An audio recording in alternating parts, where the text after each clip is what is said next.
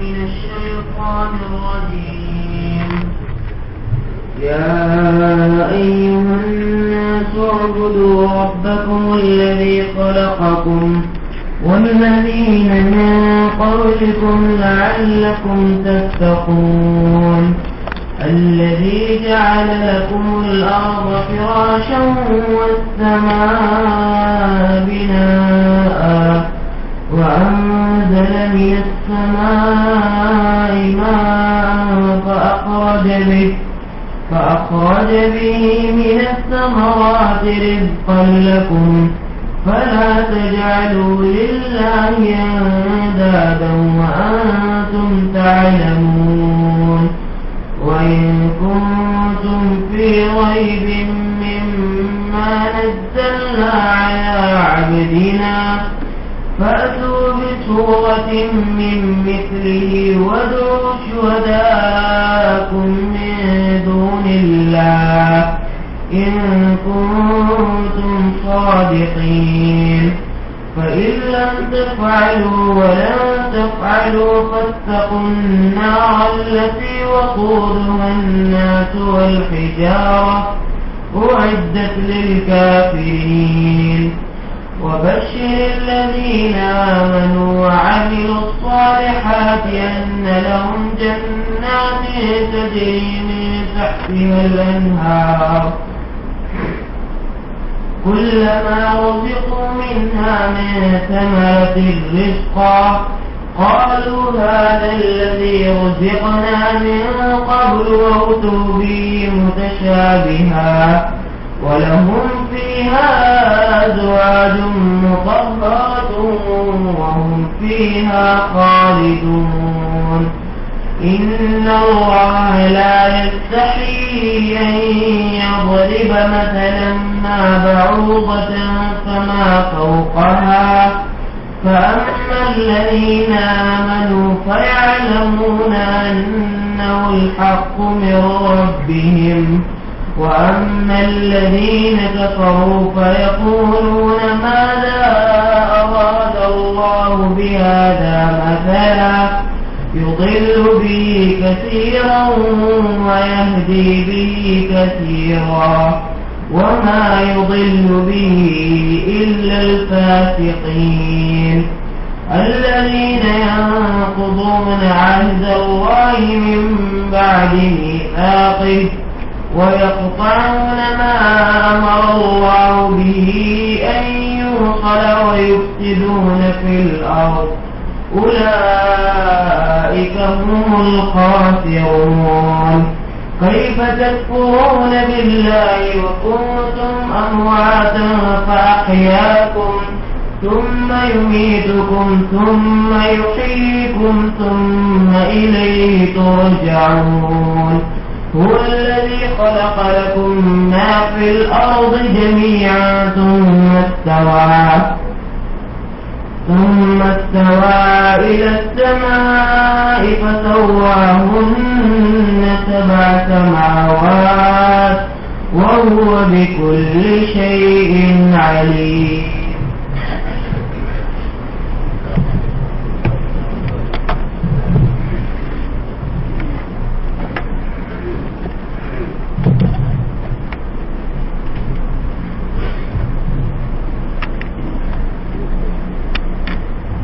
أعوذ بالله من الشيطان الرجيم.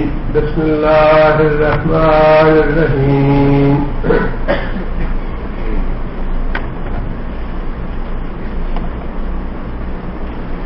يا أيها الناس اعبدوا اے لوگو عبادت کرو ربکم اپنے رب کی الذی وہ جو اسم موصولہ ہے الذی مذکر کے لیے خلقکم پیدا کیا تم کو والذین اور وہ لوگ من قبلکم جو تم سے پہلے تھے لعلکم تتقون تاکہ تم لوگ بچو. اس سے پہلے جو 20 آیتیں ہیں سورہ بقرہ کی ان میں جیسا کہ ہم پڑھ چکے ہیں اللہ تعالیٰ نے ہدایت کی 7 شرطیں بتائی ہیں جو یہ 7 شرطیں قبول کریں گے وہ ہدایت یافتہ ہوں گے، فلاح پانے والے ہوں گے۔ جو یہ ہدایت کی شرطیں قبول نہیں کریں گے وہ گمراہ ہے، کافر ہے اور وہ جہنم میں جائے گی۔ اس کے بعد پھر 13 آیات میں اللہ تعالیٰ نے بڑی تفصیل کے ساتھ مسلمانوں کے اندر جو اسلام کے لیے اور مسلمانوں کے لیے بہت ہی خطرناک گروہ تھا منافقوں کا، ان کا ذکر فرمایا۔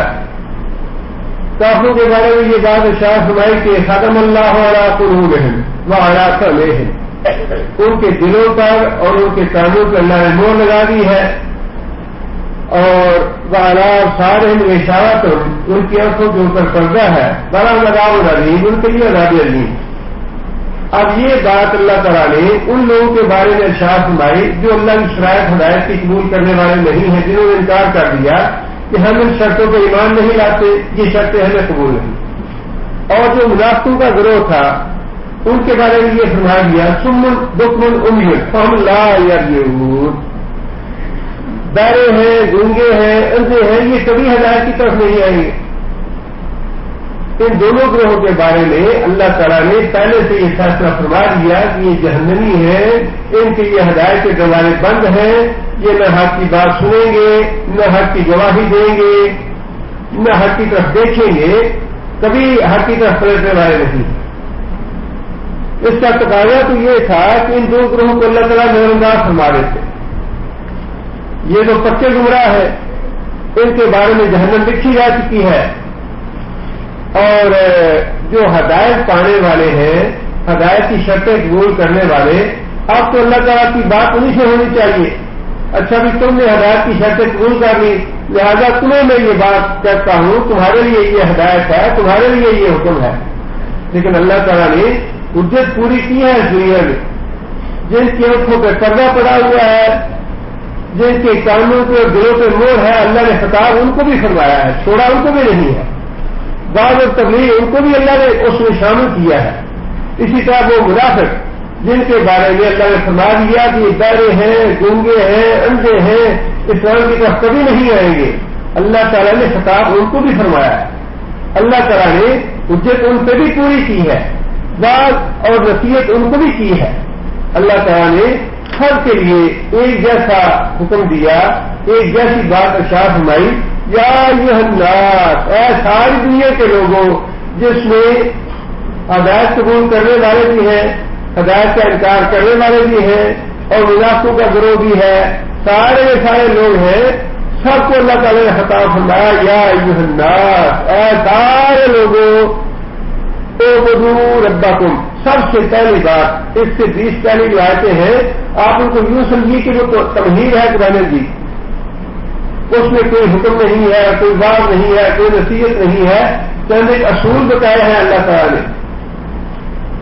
انسانوں کی تقسیم کی ہے، کس کو ہدایت ملے گی، کسے ہدایت نہیں ملے گی، کس کا کون سا کردار ہے، اور آگے پورے قرآن مجید پہ ان تینوں گروہوں پہ برتن اللہ تعالیٰ نے بہت سے تبصرے بھی فرمائے ہیں۔ چند اصولی باتیں ارشاد فرمانے کے بعد یہاں 21ویں آیت سے اللہ تعالیٰ نے ابتدا فرمائی اسلامی تعلیمات۔ اسلامی تعلیمات میں سے سب سے پہلی تعلیم جس کا قرآن مجید میں اللہ تعالیٰ نے آغاز فرمایا وہ یہ ہے کہ اعبدوا ربکم، اے ساری دنیا کے لوگوں، عبادت کرو اپنے رب کی، الذی خلقکم، جس نے تم کو پیدا کیا۔ اب اس میں پہلی بات تو یہ ہے کہ یہاں عبادت سے کیا مراد ہے؟ اعبدوا، عبادت کرو۔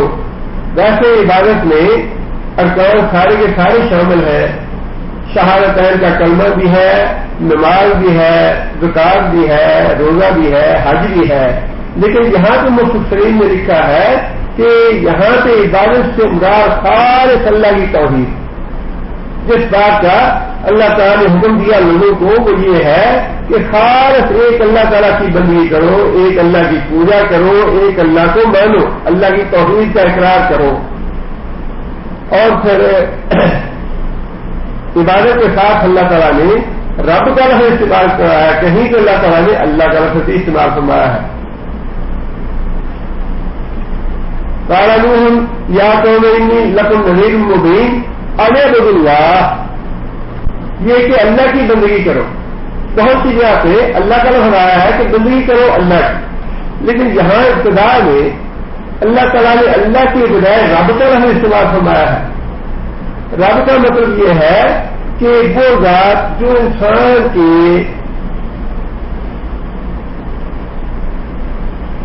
پہلے دن سے لے کر اس کے مرنے کے دن تک اس کے سارے معاملات کی کفالت کرتی ہے، نگرانی کرتی ہے، وسائل اور اسباب مہیا کرتی ہے. جس چیز کی اس کو ضرورت ہے وہ اللہ تعالیٰ نے پہلے سے سارے اسباب اس کے لیے مہیا کر رکھے.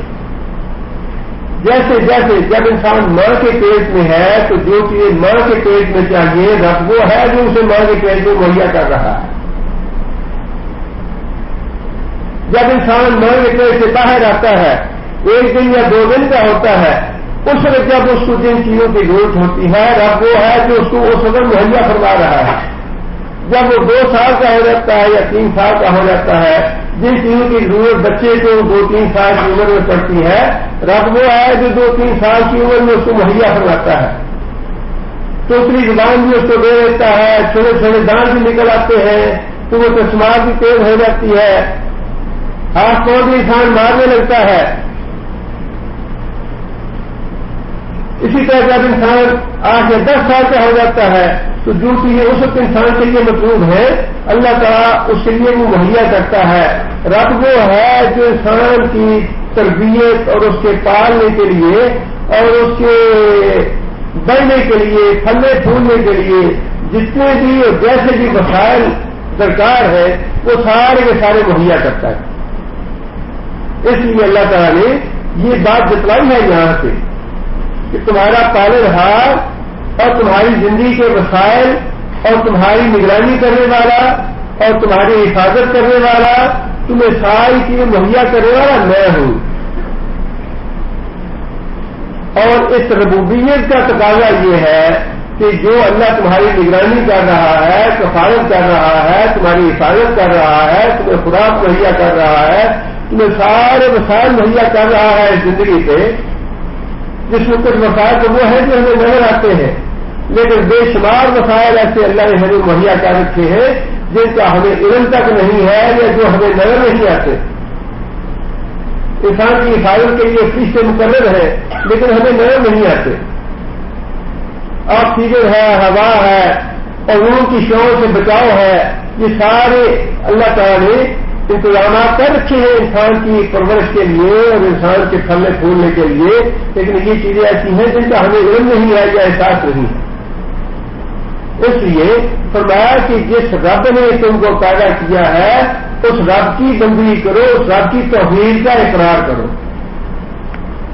اور انسان کی تخلیق کے بارے میں بھی تخلیق کا عمل ایسا ہے، اس کے بارے میں کم از کم اس وقت کے جو کافر اور مشرک تھے وہ یہ اعتراف کرتے تھے کہ یہ پیدائش کا جو عمل ہے یا پیدا کرنے کا جو پروسیس ہے یہ اللہ کے علاوہ اور کوئی نہیں کرتا. اس لیے جہاں ہے کہ اللہ تعالیٰ نے تفصیل کے ساتھ انسان کی تخلیق کا ذکر فرمایا ہے، کسی کافر نے اعتراض نہیں کیا. اور آج تو شاید سے اس کی تفصیل بھی کر دی ہے کہ جو کچھ بھی قرآن مجید میں تخلیق کے جتنے مراحل اللہ نے بتائے ہیں وہ پھر باقی ویسے ہی انسان ان مراحل سے گزرنے کے بعد پیدا ہوتا ہے. سورہ حج کی ابتدا میں اور سورہ مومنون کے ابتدا میں اللہ تعالیٰ نے انسان کی تخلیق کے بارے میں تفصیل سے ان مراحل کا تذکرہ فرمایا ہے جن مراحل سے گزر کے انسان پیدا ہوتا ہے. سورہ مومنون میں اللہ تعالیٰ فرماتے ہیں وَلَقَدْ خَلَقْنَا الْإِنسَانَ مِنْ سُلَالَةٍ مِّن طِينٍ، ہم نے مٹی کے سط سے انسان کو پیدا کیا. ثُمَّ جَعَلْنَاهُ نُطْفَةً، یہ بات ہے آدم علیہ السلام کی. اور جب آدم علیہ السلام کی تخلیق ہوگی تو اس کے بعد پھر اللہ تعالیٰ نے ایک قانون جاری کر دیا نسل انسانی کے لیے، اور وہ قانون یہ تھا ثُمَّ جَعَلْنَاهُ نُطْفَةً، پھر ہم نے اس کو نطفے کی شکل دی فی قرار مکین، ایک محفوظ جگہ سے. اللہ یہ ساری باتیں اپنی طرف منسوخ کر رہے ہیں کہ ہم نے یہ کام کیا. ثم خلقنا النطفة علقة، پھر اس نطفے سے ہم نے خون کا لوتھڑا بنایا. فخلقنا العلقة مضغة، اور خون کے لوٹھے سے ہم نے گوشت کی بوٹی بنائی، فخلقنا المضغة عظاما، گوشت کی بوٹی سے ہم نے ہڈی بنائی، فکسونا العظام لحما، اور پھر اس ہڈی کے اوپر ہم نے گوشت چڑھایا، ثم انشأناه خلقا آخر، پھر ہم نے پورے کا پورا انسان بنا کے اس کو دنیا میں ہم لے آئے، فتبارک اللہ احسن الخالقین۔ کتنی برکت والا ہے، کتنی خیر اور بڑائی والا ہے وہ اللہ احسن الخالقین، جو بڑا ہی ماہر ہے پیدا کرنے میں، بڑا ایکسپرٹ ہے۔ اور یہاں پہ اللہ تعالیٰ نے اسی بات کی طرف توجہ دلائی ہے کہ دیکھو یہ تخلیق کا عمل جو ہے کسی دوسرے کے بس میں نہیں ہے۔ اب یہ انسان کی اپنی گمراہی ہے کہ انسان عقیدہ اپنا بنا لے کہ میری اولاد جو ہے وہ سلطان باہو دیتا ہے یا علی حجویری دیتا ہے یا عبد القادر جیلانی دیتا ہے۔ شیطان نے تو گمراہ کرنا ہے اور اس نے گمراہی کے مختلف دلائل گھڑ رکھے ہیں، اور پھر اللہ تعالیٰ نے جو فرمایا ہے کہ ان کے دلوں پہ میں مور لگا دیتا ہوں، سمن بکمن ان کو بنا دیتا ہوں، وہ یہی بات ہے کہ انسان جاتا تو علی حجویری کے دربار پہ ہے، مزار پہ ہے، اور دے لیتا ہے اللہ، اور عقیدہ اور بھی جم جاتا ہے کہ مجھے تو دیا ہے علی حجویری نے۔ اللہ کہتا ہے کہ میں تو رب العالمین ہوں، ساری زندگی تمہیں اپنی محنتیں دیتا رہوں گا، میں رحمان الرحیم ہوں۔ تم جاؤ گے امام بری کے دروازے پہ کہ میں بیمار ہو گیا، مجھے صحت دے، صحت تو میں دوں گا، لیکن تمہارا عقیدہ جو ہے وہ شیطان برباد کر دے گا کہ نہیں جی میں تو امام بری کے مزار پہ چڑھاوا چڑھایا تھا تب مجھے آرام آیا۔ امتحان ہے بڑا، یہ معمولی امتحان نہیں ہے، لیکن اس امتحان سے بچانے والی چیز جو ہے یہ صرف قرآن مجید ہے۔ انسان کی عقل اس امتحان سے نہیں بچا سکتی۔ یہ بڑی پکی بات ہے کہ انسان مزار پہ جائے یا مندر میں جائے یا کسی خانقاہ میں جائے یا کسی چرچ میں جائے، اللہ کا وعدہ ہے کہ میں تمہیں دیتا رہوں گا، لیکن جو چرچ میں جاتا ہے اس کا عقیدہ یہ بن جاتا ہے کہ مجھے چرچ نے دیا ہے، مجھے عیسیٰ نے دیا ہے۔ جو مندر میں جاتا ہے اس کو بھی دیتا اللہ ہی ہے، لیکن اس کا عقیدہ یہ بن جاتا ہے کہ مجھے بت نے یا دیوی نے یا دیوتا نے دیا ہے۔ اور جو کسی مزار یا قبر پہ جاتا ہے دیتا اس کو بھی اللہ ہی ہے، لیکن اس کا عقیدہ یہ بن جاتا ہے مجھے امام بری نے دیا ہے یا مجھے خواجہ حجویری نے دیا ہے یا مجھے الدین چشتی نے دیا ہے یا عبد القادر جیلانی نے دیا ہے۔ اب یہی جوڑا نبی صلی اللہ علیہ وسلم کے انہوں نے بھی دکھایا کہ نہیں یہ تو جو ہمارے معبود ہے یہ دیکھتے ہیں سب خیر حاصل ہوتا ہے ان سے۔ اب اسی بات کا جھگڑا جو ہے اس کا فیصلہ کرنے کے لیے قرآن نازل ہوا ہے، قرآن فیصلہ یہ کرتا ہے، یہ ہماری رہنمائی کرتا ہے کہ اگر میری یہ شرائط مانتے ہو تو میں تمہیں بتاتا ہوں کہ سیدھا راستہ کون، مزاروں سے ملتا ہے یا نہیں ملتا، مندروں سے ملتا ہے یا نہیں ملتا، چرچ سے ملتا ہے یا نہیں ملتا، علی حجویری دیتا ہے یا نہیں دیتا، عبد القادر جیلانی دیتا ہے یا نہیں دیتا، یہ میں تمہیں بتاتا ہوں، تمہاری عقل نہیں بتا سکتی، نہ شیطان تمہیں اس راستے کی طرف لائے گا۔ اس لیے یہ فرمایا کہ ہدایت ہے ان لوگوں کے لیے جو میرے نظر ہے جو شروع میں اللہ تعالیٰ نے بات کو ارشاد فرما دی، فرمایا کہ اس اللہ پہ ایمان لاؤ، اس اللہ کی توحید کا اقرار کرو، اس اللہ کو ایک مانو جس نے تمہیں پیدا کیا اور وہ تمہارا رب ہے، والذین من قبلکم، اور ان کو بھی پیدا کیا جو تم سے پہلے تھے، تمہارے باپ دادا، تمہارے آباء و اجداد، ان کو پیدا کرنے والا بھی وہی ایک رب ہے، اس کے علاوہ کوئی رب نہیں ہے۔ یہ بڑا بنیادی سبق ہے دین اسلام کا، توحید کا سبق۔ یہ اگر پکا ہو گیا انسان کا، اگر اس میں انسان مضبوط ہو گیا، یہ ایمان جو ہے اس کا پکا ہو گیا توحید کا، تو انسان کے لیے انشاءاللہ نجات ہے۔ لیکن جو اس سبق میں کچا رہا اس کی نجات نہیں۔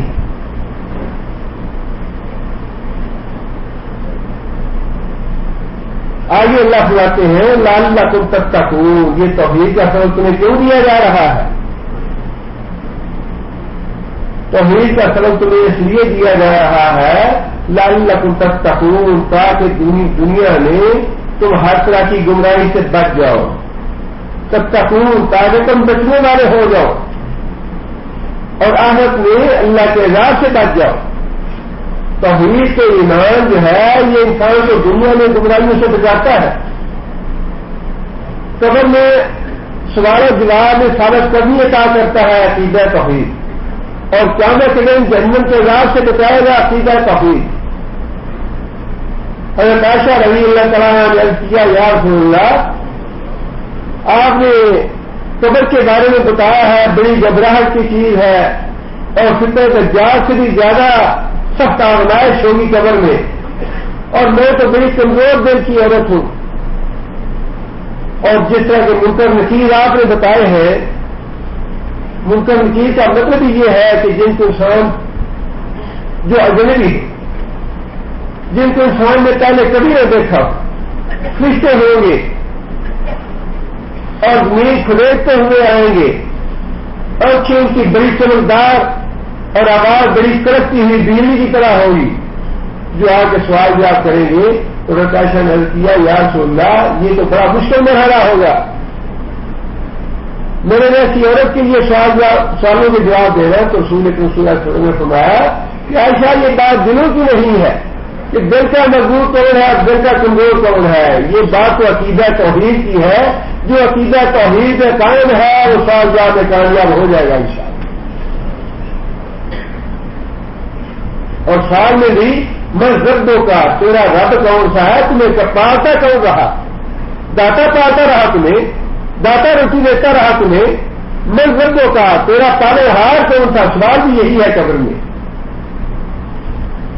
تمہیں اولاد کس نے دی، تمہیں روزی کس نے دی، تمہیں صحت کس نے دی، تمہیں جوانی کس نے دی، تمہیں گھر بار کس نے دیا، تمہاری حفاظت کون کرتا رہا دنیا میں، مذہبوں کا تیرا رب کون تھا دنیا میں۔ من دینوں کا من نبیوں کا، فرمایا کہ ان سالوں کے جواب جو ہے یہ جو آئی عقیدہ توحید پکا ہے، انشاءاللہ ان سالوں کے جواب میں ناکام نہیں ہوگا۔ اور آخر کے بارے میں بھی نبی صلی اللہ علیہ وسلم نے فرمایا کہ من قال لا الہ الا اللہ دخل الجنہ،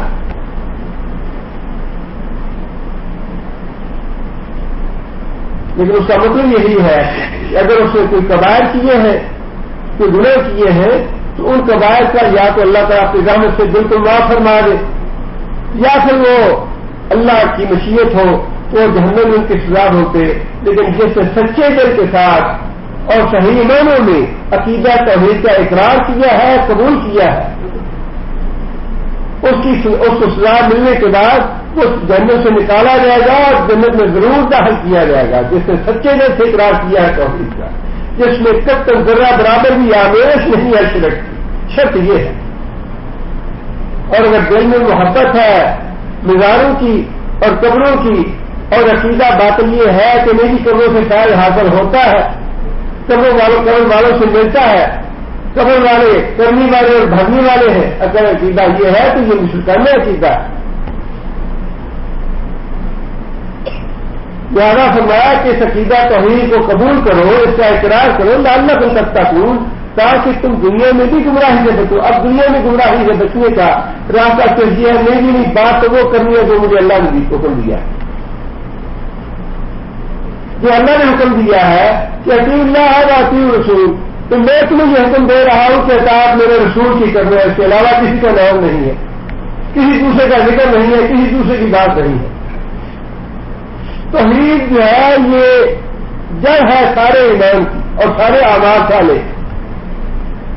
اللہ نے جو کچھ بتایا ہے، اللہ ایک ہے، اللہ کے علاوہ کسی کی نیاز نہیں ہے، کسی کی منت نہیں ہے، کسی کی اطاعت نہیں ہے، کسی کی فرما برداری نہیں ہے۔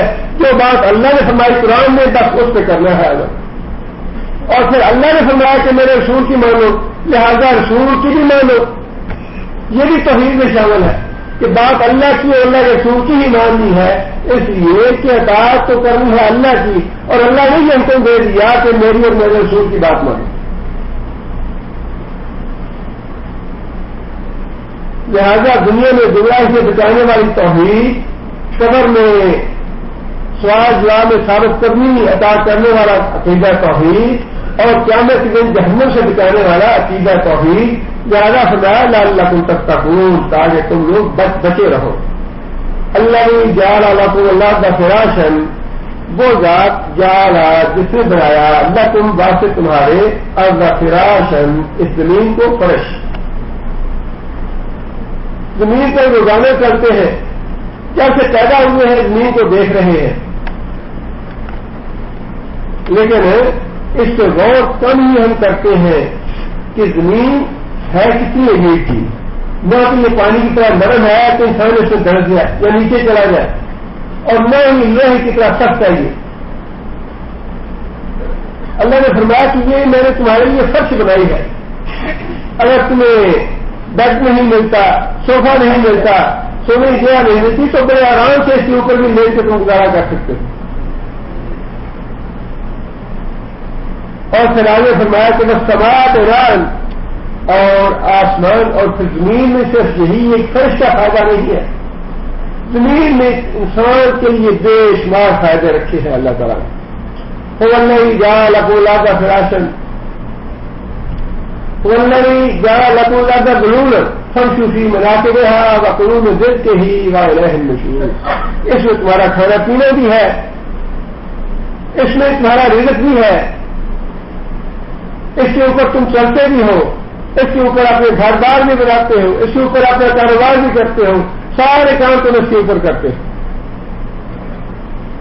اور فرمایا کہ السماء بناء، آسمان کو ہم نے چھت بنایا ہے، چھت جو ہے اس کا تصور جو ہے حفاظت کا ہے۔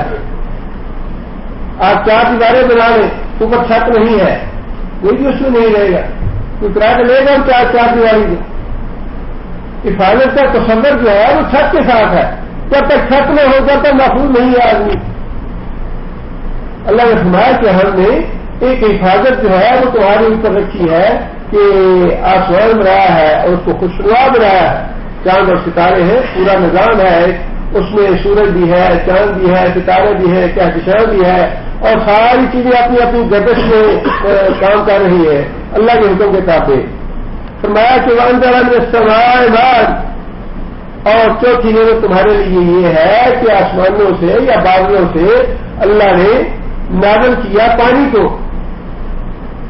پانی جو ہے یہ بھی انسان کی بنیادی ضروریات میں سے ہے، پانی انسان کو مہیا نہ ہو یا میسر نہ آئے، سمندر اور دریا کا پانی جو ہے پینے کے قابل نہیں ہے، پانی پینے کے قابل وہی ہے جو آسمانوں سے نازل ہوتا ہے، یا پھر جو اللہ تعالیٰ کی قدرت سے زمین سے فلٹر ہو کے آتا ہے، جہاں انہیں بنا لیتے ہیں یا نل لگا لیتے ہیں، تو اتنی ریت میں سے وہ صاف ہو کے پانی آتا ہے۔ آپ پینے کا پانی دیکھیں، کوئی انسان اس میں فلٹر نہیں جاتا، کوئی اس میں مصنوعی ایسا کام نہیں کیا جاتا، کوئی ٹیکنالوجی نہیں ہے، اللہ کی قدرت سے جو مٹی کے نیچے ریت پیتا ہے اس سے پانی صاف ہو کے میٹھا ہوا اس قدر اچھا پانی اور میٹھا پانی آتا ہے کہ انسان اپنے طریقے سے اس کا ایسا نہیں بنا سکتا۔ اور آئے تم ان اصحاباتم غورا فمن یاتیکم بماء معین، کہ لوگوں کو بھی تم نے غور کیا ہے، ان اصحاباتم غورا، اگر یہ کنویں میں پانی جو آتا ہے، جو چشموں سے پانی نکلتا ہے، جو نل میں پانی آتا ہے،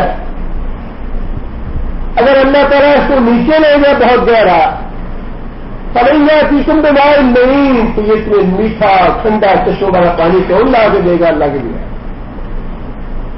اللہ نے تو ایک ایک نعمت کا ذکر کر کے انسان کو، قرآن پڑھنے والا تو گمراہ ہو نہیں سکتا، قرآن ہی تو ہدایت کی کتاب ہے، لیکن اللہ تعالیٰ ایک ایک بات کی طرف توجہ دلاتے ہیں، جو سانس لیتے ہو اس میں بھی غور کرو یہ کون دلاتا ہے، جو تمہارا دل دھڑکتا ہے اس میں بھی غور کرو، تمہارا دل جو ہے اس منٹ میں کتنی مرتبہ دھڑکتا ہے، اس کو یہ طاقت کسے دی ہے؟ جو پانی تم پیتے ہو یہ پانی تمہیں کون دیتا ہے؟ جو رزق تم کھاتے ہو یہ رزق تمہیں کون دیتا ہے؟ لیکن انسان قرآن نہ پڑھے، قرآن سے تعلق نہ ہو تو انسان اور جانور میں کوئی فرق نہیں ہے۔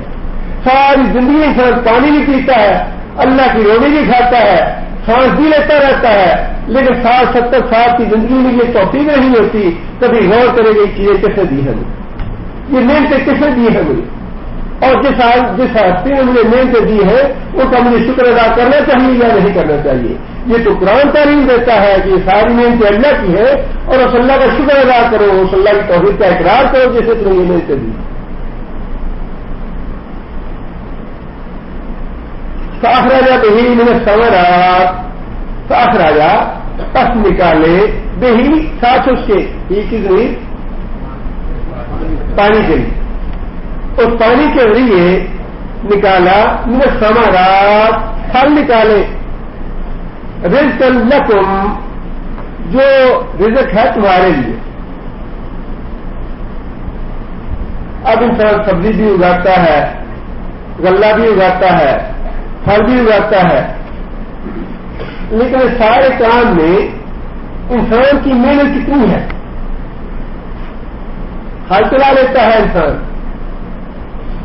اس کو پھر مٹی کو ہموار کرتا ہے, بیج ڈالتا ہے, پانی دیتا ہے, بس اتنا ہی کام ہے. اس کے بعد وہ جو انسان بیج ڈالتا ہے مٹی میں, اس بیج کو تارا کون کرتا ہے, اس بیج کو پھاڑتا کون ہے, اس سے ٹوکل کون نکالتا ہے, اس کو بڑھاتا کون ہے, اس سے پھل پھول کون لاتا ہے. اگر اللہ چاہے تو سارے کا سارا بیج جائے ہو جائے, سڑ جائے, جل جائے, کچھ بھی پیدا نہ ہو. پیدا ہونے کے بعد اللہ تعالیٰ زبردست بارش لے آئے, اللہ تعالیٰ معاف کریں گے. اللہ تعالیٰ کے عذاب کی مختلف صورتیں ہیں, جیسا زلزلہ یا سیلاب پاکستان میں آیا, اللہ کا عذاب ہے. یہ ساری کی ساری کھڑی فصلیں تباہ ہو گئی. اللہ نے چاہے تو پکی ہوئی فصل اس کو بھی اللہ واپس لے سکتا ہے. اور یہ سزا ہے میں شکر لوگوں کی. تاجدہ رب تم لائن شکایت تم لاوی رن کو بلائن کفاق تم من عذابی لشدید. میری نہ شکری کرو گے, میری بغاوت کرو گے. اور یہ پردہ تو پرانے زمانے کی بات ہے, داڑھی رکھنی تو پرانے زمانے کی بات ہے. ہمیں تو ایسی کوئی باتیں نہ کہے. روزہ تو غریب لوگ رکھتے تھے. یہ ساری اللہ کی بغاوت اور سرکشی کی باتیں ہیں کہ قوانین نے حدود ظالمانہ یہ سارے بکواس کیے ہیں ہمارے حکمرانوں نے اور ہمارے لوگوں نے. کسی کو جو بیٹھے ہوئے خبیث اور بدذات لوگ ہیں کہ جتنے بھی عذاب آیا ہے یہ سارا ان کی بدماشی کی وجہ سے آیا ہے. سود کو عدالت کے حرام کرنے کا بھی کوئی جواب نہیں تھا, اللہ نے حرام کر دیا, لیکن عدالت نے کہہ دیا کہ سود جال کو بند کیا جائے. لیکن ظالم حکمرانوں نے کہا لیکن ہماری تو معیشت نہیں چلتی, ملک نہیں چلتا, تو آج دیکھ لو کیسے چلتا ہے. اتنا ہی نام نہیں ہے کہ ملک کو چلانے والا اللہ ہے یا ہم ہے. ساری ملک ساری دنیا سے بھیگ مانگ کر پھرتے ہیں. اور ابھی آنے والے سالوں میں یہ عذاب پتہ نہیں کس طرح بن کے ہے. جس طرح کا سیلاب آیا ہے, جس طرح کی تباہی ہوئی ہے, بستیوں کی بستیاں تباہ ہو گئی, فصلوں کی فصلیں تباہ ہو گئی, مویشی برباد ہو گئے, بیماریاں پھیلنی شروع ہو گئی, اشیاء کا لازم نکل آئے زمین سے, اس کی کتنی تباہی ہوتی ہے. یہ سارا عذاب ہے ہماری بات ہماری اور ہمارے گناہوں کا.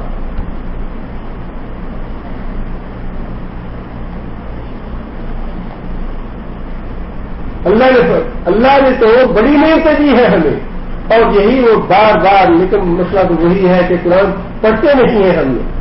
قرآن کی طرف ہمیں شیطان جانے نہیں دیتا. اس کے لیے تو 29 علوم چاہیے تب قرآن کے ہاتھ لگائے.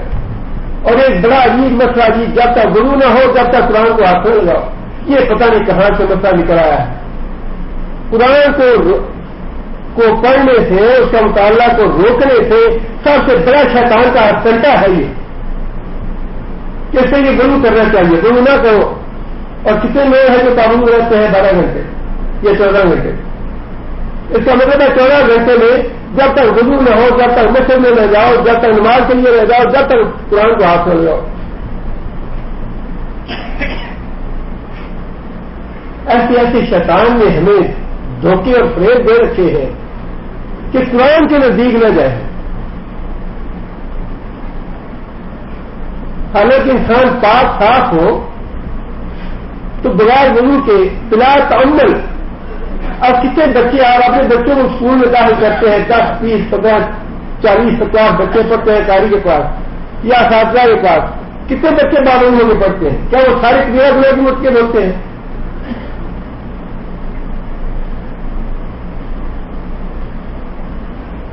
اللہ فرماتے ہیں کہ یہ جو میرے تو تھوڑی بہت تم کرتے ہو اور وہ بھی اسلام میں تمہیں دیتا ہوں، لیکن اس کے بعد یہ چیزیں تیار کرنا یہ سارے کا سارا میرا کام ہے، یہ ساری میری نہیں تمہیں دی ہوئی ہے۔ جو رزق زمین سے نکلتا ہے، جو پھل نکلتے ہیں، جو سبزی نکلتی ہے، جب سبزی خریدتے ہو تو اس کو بھی اللہ کا شکر ادا کرو کہ یہ سبزی اللہ نے دی ہے۔ جب غلہ خریدنے جاتے ہو تب بھی اللہ کا شکر ادا کرو کہ یہ غلہ اللہ نے ہمارے لیے پیدا کیا ہے۔ جب کپڑے خریدنے جاتے ہو بچوں کے لیے تب بھی اللہ کا شکر ادا کرو کہ زمین سے کاٹو اللہ نے پیدا کیا ہے ہمارے لیے۔ ایک ایک چیز اللہ کی دی ہوئی ہے۔ اب یہی رب خدا تو کر کے دور اللہ کی کن کن نعمتوں کا تم جتلاؤ گے، کس کس نعمت کی ناشکری کرو گے؟ کون سی نعمت ہے جو اللہ نے ہمیں نہیں دی اور کون سی چیز ایسی ہے جو اللہ کی نعمت نہیں ہے؟ اچھے اللہ کی نعمت نہیں ہے، ہاتھ اللہ کی نعمت نہیں ہے، اولاد اللہ کی نعمت نہیں ہے، گھر بار اللہ کی نعمت نہیں ہے، والدین اللہ کی نعمت نہیں ہے، اسلام اللہ کی نعمت نہیں ہے، قرآن اللہ کی نعمت نہیں ہے، محمد صلی اللہ علیہ وسلم اللہ کی نعمت نہیں ہے۔ کون سی چیز ہے جو ہمارے لیے نعمت نہیں ہے اللہ کی؟ اور وہ پانی بھی میری نعمت، اور اس پانی کے ذریعے جو میں تمہیں رزق دیتا ہوں، جو تمہیں زمین سے حاصل ہوتا ہے، وہ بھی میری نعمت۔ فلا تجعلوا للہ اندادا، سبحان اللہ، کتنا اچھا انداز ہے اللہ۔ اس کے باوجود بھی کوئی نہ سمجھے اس بات کو، شرک اور توحید کو، تو اس سے بڑا ظالم اور کون ہوگا؟ فرمایا کہ میری ساری نعمتیں ہیں تم پہ، غور کرو کس طرح میں نے تم کو پیدا کیا، کس طرح زمین تمہارے لیے بچھائی، کس طرح آسمان تمہارے لیے چھت بنایا، کس طرح پانی تمہارے اوپر نازل کیا، کس طرح پانی کے ساتھ تمہارے لیے زمین سے رزق پیدا کیا۔ فلا تجعلوا للہ اندادا، لہذا اللہ کے ساتھ کسی کو شریک نہ ٹھہراؤ۔ انداز کا معنی کیا ہے؟ مثل کا معنی ہوتا ہے کسی کو کسی دوسرے کے برابر کر دینا، ہمسر بنا دینا، کسی کا شریک بنا دینا۔ پہلی آیت ہی اتنی جاننے ہے توحید کے لیے اور اتنی اللہ تعالیٰ نے اس میں اپنی دلائل دے دی اپنی توحید کے کہ اگر انسان کو عقل دی ہے اللہ نے تو یہ ایک آیت ہی کافی ہے توحید کو ماننے کے لیے۔ صرف جب سارے بابے حضرت صاحب سارے بھول جاتا ہے انسان، نہ کوئی دربار ہے، نہ کوئی حضرت صاحب ہے، نہ پیر صاحب ہیں، نہ جتنے آستانے ہیں، اللہ ہے، اللہ قسم ایک اللہ کے ساتھ، باقی سارے اصلاح ہونے والے ہیں، سب فہمی ہے، کسی کے ہاتھ میں کچھ بھی نہیں ہے۔ نبی اور صدیق مجبور ہے وہاں اللہ کی بارگاہ میں، تو نبی بھی مجبور ہے، صدیق بھی مجبور ہے، کوئی کرنے والا نہیں ہے وہاں۔ واللہ انا رسول اللہ، واللہ انا رسول اللہ، واللہ انا رسول اللہ، اللہ کی قسم میں اللہ کا رسول ہوں، اللہ کی قسم میں اللہ کا رسول ہوں، اللہ کی قسم میں اللہ کا رسول ہوں۔ میں نہیں جانتا کیا جو فالو بی بنا دے تم، میں نہیں جانتا میرے ساتھ کیا کیا ہونے والا ہے، تمہارے ساتھ کیا ہونے والا ہے، اس سے بڑی توہین اور کیا ہو۔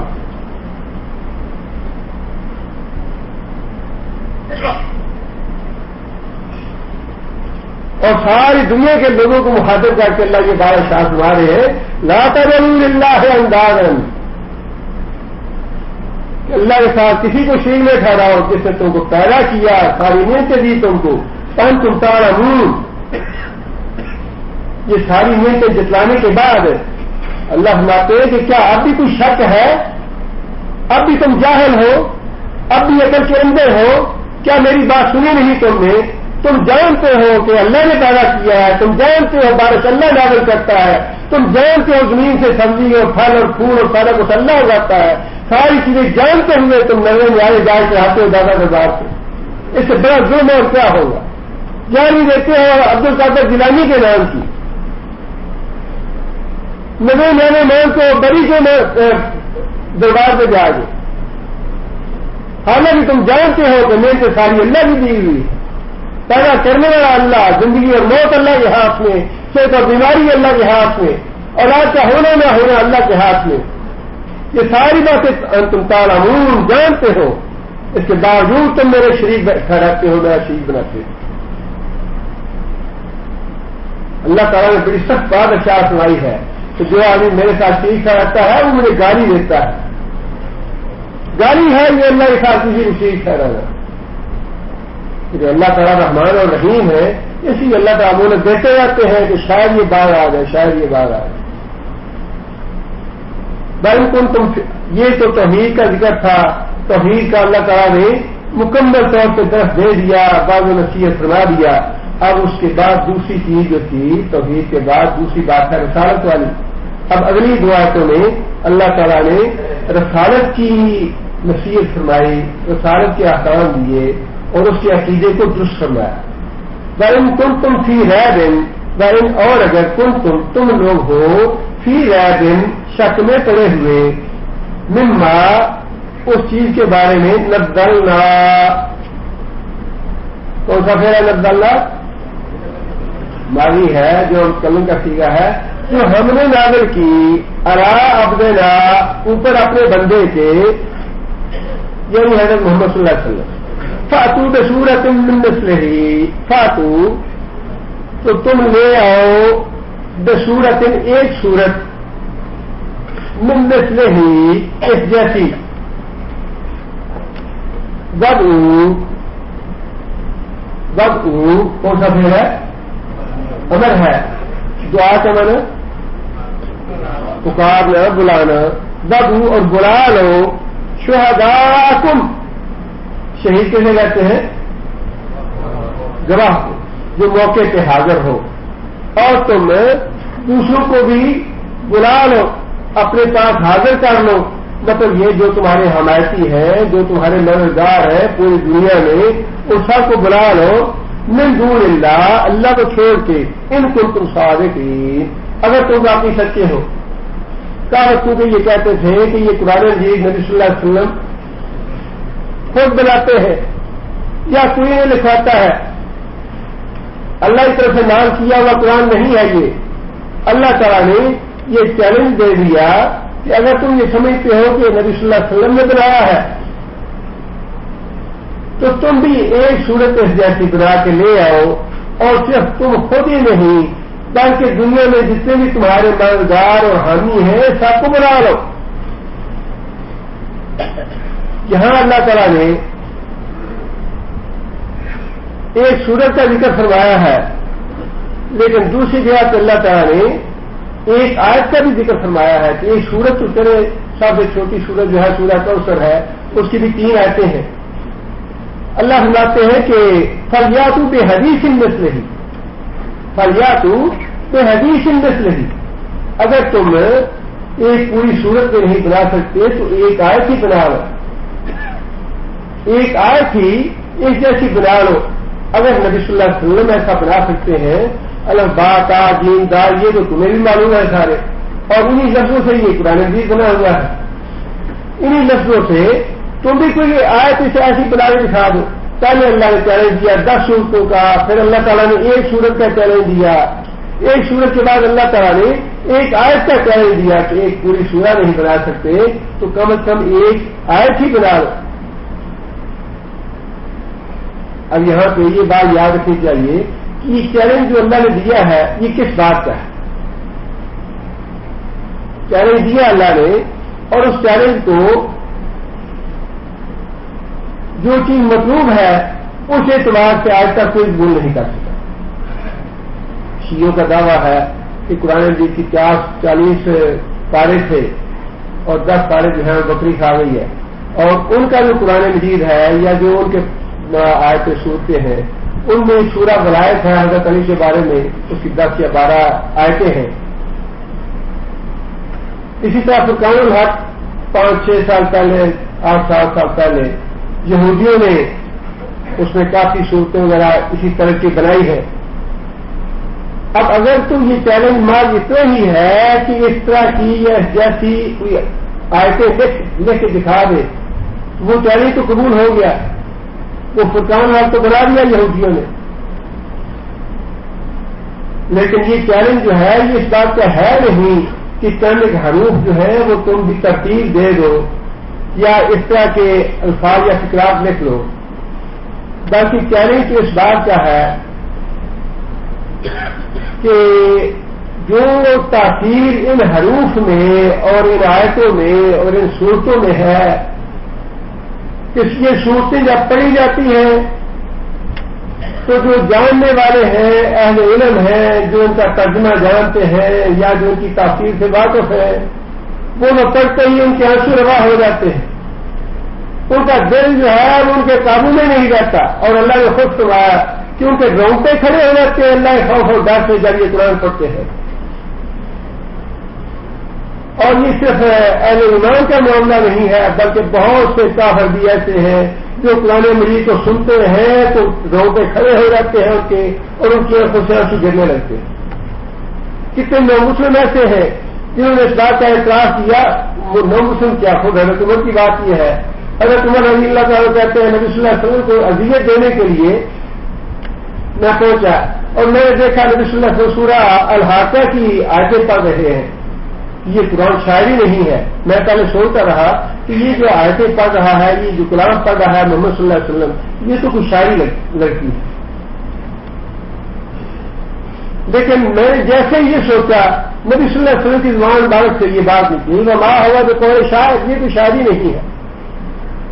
میں نے سوچا اپنے دل میں کہ یہ شاعر نہیں تو کاہن ضرور ہوگا جس کی زبان سے ایسی باتیں نکل رہی ہیں۔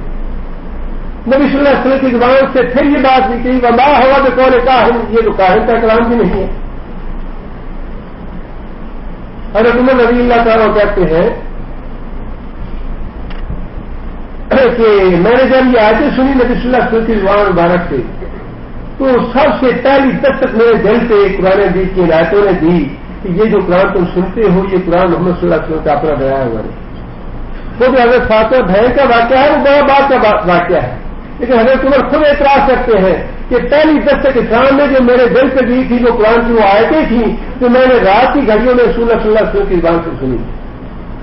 حضرت فاطمہ کا واقعہ بعد میں پیش آیا، اور پھر کتنے لوگ ایسے تھے جنہوں نے اس بات کو تسلیم کیا کہ جب ہم قرآن سنتے تھے تو ہمارے اور کافر خود کہتے تھے، اس بات ربیہ نے جب یہ کلام سنا اور سن کر واپس گیا رہی سرداروں کے پاس تو اسے یہی بات کہی کہ جو میں قرآن سن کے آیا ہوں یہ اس کا اپنا کلام نہیں ہے، نہ یہ شاعری ہے، نہ کہانت ہے، نہ جادو ہے، یہ کچھ نہیں ہے، یہ تو اللہ جانتا ہے کیا ہے، اس کو اشتہار پہ چھوڑ دو، اسے کچھ نہ کہو۔ اگر یہ اردو کو فتح کر لے گا تو تمہاری فتح ہے، اور اگر یہ غیروں کے ہاتھوں مار گیا تمہارا اپنا کام ہو جائے گا، اس کو ہاتھ ہو لگا اس کو نہ چھوڑو، جو یہ کلام سناتا ہے واللہ یہ تو دنیا اٹھا جائے گا۔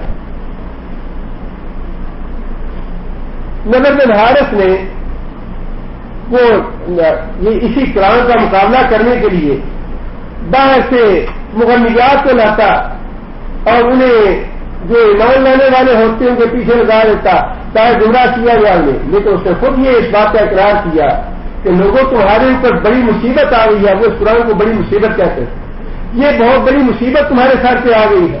تم کہتے ہو یہ شاعر ہے، بلّہ ہے جو قرآن پڑھتا ہے، یہ شاعری نہیں ہے۔ تم کہتے ہو یہ کائن ہے، بلّہ ہے یہ کہانی بھی نہیں ہے۔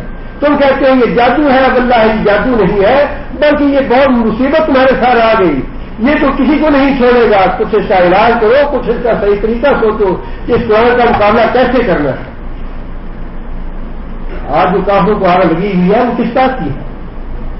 فرقان الحق تم نے بنا کے دیکھ لیا، قرآن مجید کی احانت کر کے تم نے دیکھ لیا، رسول اکرم صلی اللہ علیہ وسلم کی احانت کرنے میں تم نے کوئی کسر نہیں چھوڑی، لیکن اس کا نتیجہ کیا ہوا؟ اس کا نتیجہ یہی ہے کہ ہر آنے والا دن انشاءاللہ اسلام کے بڑھانے میں اور اس کے اشاعت میں انشاءاللہ اضافہ ثابت ہوگا۔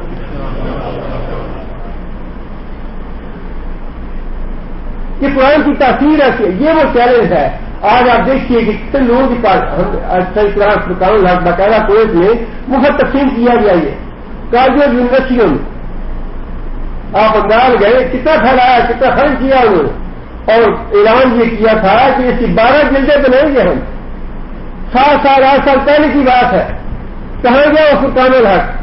کتنے لوگوں کے گھروں میں ہے، یا کتنے لوگوں کو علم ہے اس کا، یا اس کی آیتیں پڑھے تو واللہ ہے ایسے لگتا ہے کہ جو بدترین قسم کا کوئی لکھنے والا ہے، اس کے قلم میں نہ گزور ہے، نہ اس کا ادب ہے کوئی، نہ اس میں کوئی حلاوت ہے، نہ شیرینی ہے، کوئی بات نہیں ہے، بلکہ اس کا پہلا کلمہ جو ہے وہی دل کو لگتا نہیں۔ یہ وہ تاثیر ہے جس کا چیلنج دیا اللہ تعالیٰ نے، اور یہ قبولیت عامہ ہے قرآن کی، جس کا کہہ دیا کہ جو قبولیت عامہ اس کتاب کو حاصل ہے، آپ اس کو پڑھتے جائیں پڑھتے جائیں پڑھتے جائیں، آپ کا دل کبھی اٹھائے گا نہیں، جتنا آپ زیادہ پڑھیں گے اتنی پڑھنے کی اور اس میں تڑپ پیدا ہوگی۔ یہ قرآن کا اعجاز ہے، اور یہی وہ چیلنج ہے کہ جس طرح قبولیت عامہ اس قرآن کو حاصل ہوئی، آج قرآن جی جو ہے وہ نازل تو ایک آدمی پہ ہوا اور اس بستی میں چند لوگ تھے اسے قبول کرنے والے، اور آج پوری دنیا میں 1 ارب سے زیادہ لوگ ہیں اس قرآن جی کو پڑھنے والے یا پڑھانے والے، 1 ارب سے زیادہ لوگ ہیں پوری دنیا میں پھیلے ہوئے۔ یہ وہ قبولیت عامہ ہے اس قرآن مجید کی، یہ وہ تاثیر ہے اس قرآن مجید کی، جس کا چیلنج میں نے دیا کہ اس طرح کی کوئی آیت تم بھی بنا کے لاؤ جس کو لوگوں کے درمیان ایسی قبولیت عامہ نصیب ہو، یا جس کی تاثیر ایسی ہو جس کو پڑھتے ہی نہ سننے والا بھی رونے لگے، اس کی بھی روتے کھڑے ہو جائے، اس کا دل کانپ اٹھے۔ یہ کسی کو نصیب نہیں ہو سکے گی، اور اسی بات کا اللہ نے چیلنج دیا، فاتوا بسورۃ من مثلہ، تب شہداء تم اور اپنے مددگاروں کو بھی لے آؤ، من دون اللہ، اللہ کے سوا، ان کنتم صادقین، اگر تم اس اعتراض میں سچے ہیں۔ فإن لم تفعلوا، اللہ فرماتے ہیں، آئیے اللہ تعالیٰ کا اپنا تبصرہ، پہلے تو یہ فرمایا ان لم، اگر تم نہ کر سکو، فإن لم تفعلوا، اگر تم یہ کام نہ کر سکو، لن تفعلوا، اور چیلنج یہ بھی ہے کہ لن تفعلوا، تم ہرگز نہیں کر سکو گے۔ پہلے تو فرمایا کہ اگر تم نہ کر سکو، کرنا چاہتے ہو تو دیکھ لو، فرمایا لن تفعلوا، تم کرنا چاہو گے بھی تو نہیں کر پاؤ گے، بلن تفعلوا، تم ہرگز نہیں کر پاؤ گے، فاتقوا النار، پھر بچو آگ سے، التی وقودها الناس والحجارۃ، التی وہ جو اس موصولہ ہے مؤنث کے لیے، وقودها اس کا ایندھن، الناس لوگ ہیں، والحجارہ اور پتھر ہے، اس آگ سے بچو جس کا ایندھن آگ اور پتھر ہے، ایک دت تیار کی گئی للکافرین، کافروں کے لیے۔ کون سے پتھر ہے اس کا ایندھن ہے؟ وہ پتھر جن کے معبود گھڑے جاتے ہیں، جن کی دیویاں اور دیوتے بنا کے ان کے آگے نظریں نیازیں اور منتیں مانی جاتی ہیں۔ فرمایا جن لوگ مشرک بھی اور ان کے بنائے ہوئے معبود بھی، وہ سارے کے سارے جہنم میں ڈالے جائیں گے۔ فرمایا تو اس آگ سے بچو، وہ آگ انہوں نے بنائی ہے مشرکوں کے لیے، اور مشرکوں کے ساتھ جن کو انہوں نے اللہ کا شریک بنایا ان کو بھی ڈالیں گے۔ اور نبی صلی اللہ علیہ وسلم نے فرمایا حدیث میں، قیامت میں یہ سورج اور چاند بھی جہنم میں ڈالے جائیں گے۔ سورج اور چاند بھی اس لیے جہنم میں ڈالے جائیں گے کہ ان کی پرستش کرنے والے بھی لوگ موجود ہیں، تاکہ جہنم میں جا کے وہ دیکھ لیں کہ ہمارے معبود جن کے بارے میں ہمارا گمان یہ تھا، اللہ کے علاوہ سے بچا لیں گے، سفارش کریں گے اور ہمیں جنت میں لے جائیں گے، ان کا اثر کیا ہوا؟ کیا وہ کچھ کرنے والے ہیں یا نہیں؟ منا خطیئاتہم اغرقوا وادخلوا نارا فلم یجدوا لهم من دون اللہ انصارا، جب جہنم میں ڈالے جائیں گے لم یجدوا من دون اللہ انصارا، اللہ کے علاوہ مدد کرنے والا کوئی نہیں ہوگا، نہ سورج مدد کرے گا، نہ چاند مدد کرے گا، نہ علی حجویری مدد کرے گا، نہ عبدالقادر جیلانی مدد کرے گا، نہ معین الدین چشتی مدد کرے گا، اللہ ہے میں سے کوئی بھی مدد نہیں کرے گا۔ نوح علیہ السلام اپنے بیٹے کی مدد نہیں کر پائیں گے، ابراہیم اپنے باپ کی مدد نہیں کر پائیں گے، لوط علیہ السلام اپنی بیوی کی مدد نہیں کر پائیں گے، کوئی بھی نہیں کر پائے گا۔ یہ وہ پہلا عقیدہ ہے جو ابتدا میں قرآن نے صاف کر دیا ہے کہ جس سے قرآن کی طرف ہونا ہے وہ سیڑھی پہ چڑھ کے آئے، اس سیڑھی پہ جو نہیں چڑھے گا قرآن سے دور رہے۔ پہلی سیڑھی ہی توحید کی ہے، شرک کی مذمت میں اور شرک کی ترغیب میں ہے کہ جس کو یہ قبول ہے یہ آئے اسلام کی طرف، قرآن کی طرف، اور جسے ٹیریوں پہ جانا ہے، مزاروں پہ جانا ہے، آستانوں پہ جانا ہے، اللہ قرآن کی طرف آنے نہیں دیتا ایسے ملکوں، ایسے ملکوں کے لیے قرآن ہے نہیں۔ قرآن اس کا تو اسلام کی تعلیم کی پہلی سیڑھی ہی توحید ہے۔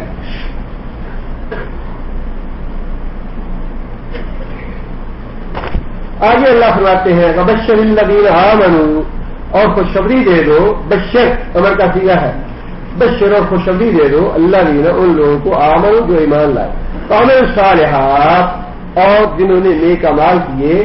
نجات کے لیے ایمان اور اعمال صالح دونوں ضروری ہے، عقیدہ توحید بھی ہونا چاہیے اور اس کے ساتھ اعمال صالح بھی ضروری ہے۔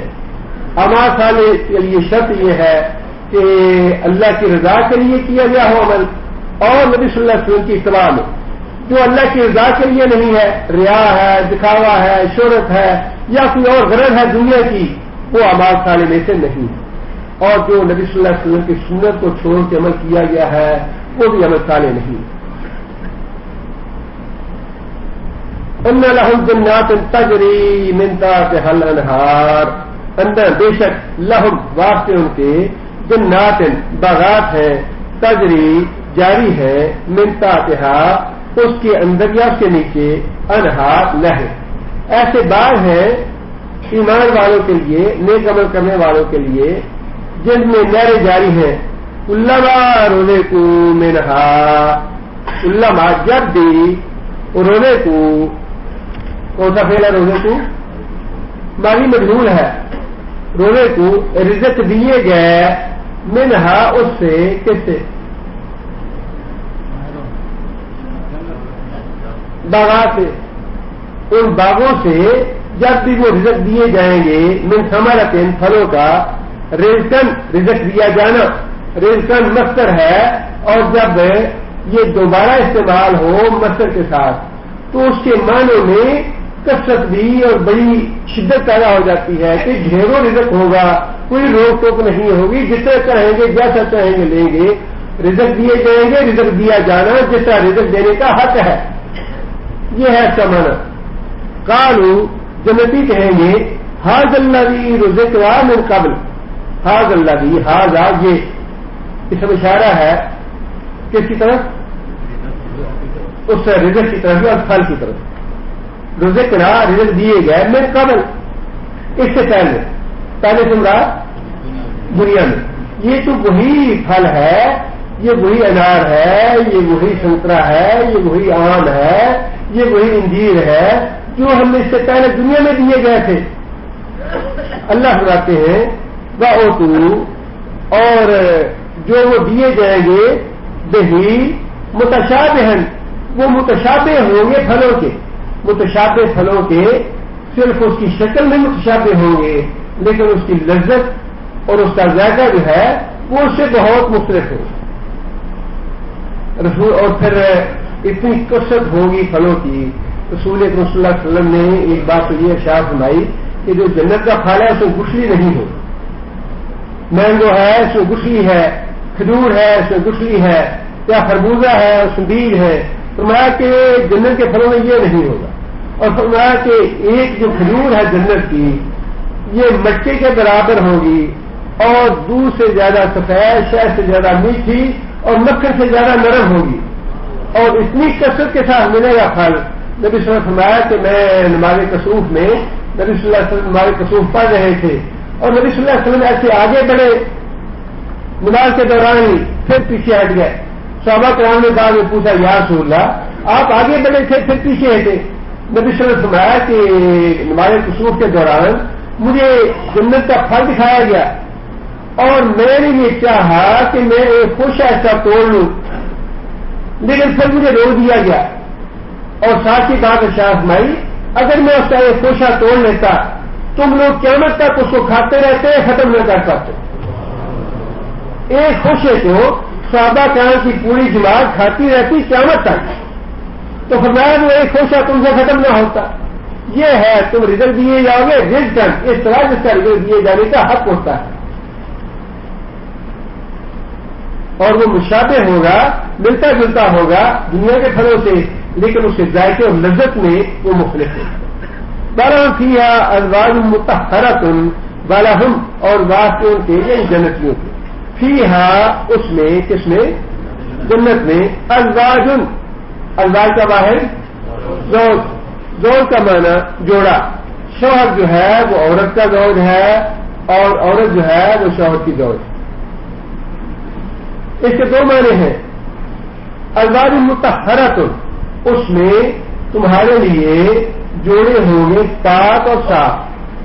پاک اور صاف سے ایک مراد تو یہ ہے کہ جو ظاہری آلائش اس دنیا میں ہے وہ نہیں ہوگی. دونوں براب نہیں ہوگا, ناک نہیں ہوگا, یا اور بھی جو انسان کو کراہت والی چیزیں محسوس ہوتی ہیں اپنے جسم میں وہ نہیں ہوگی.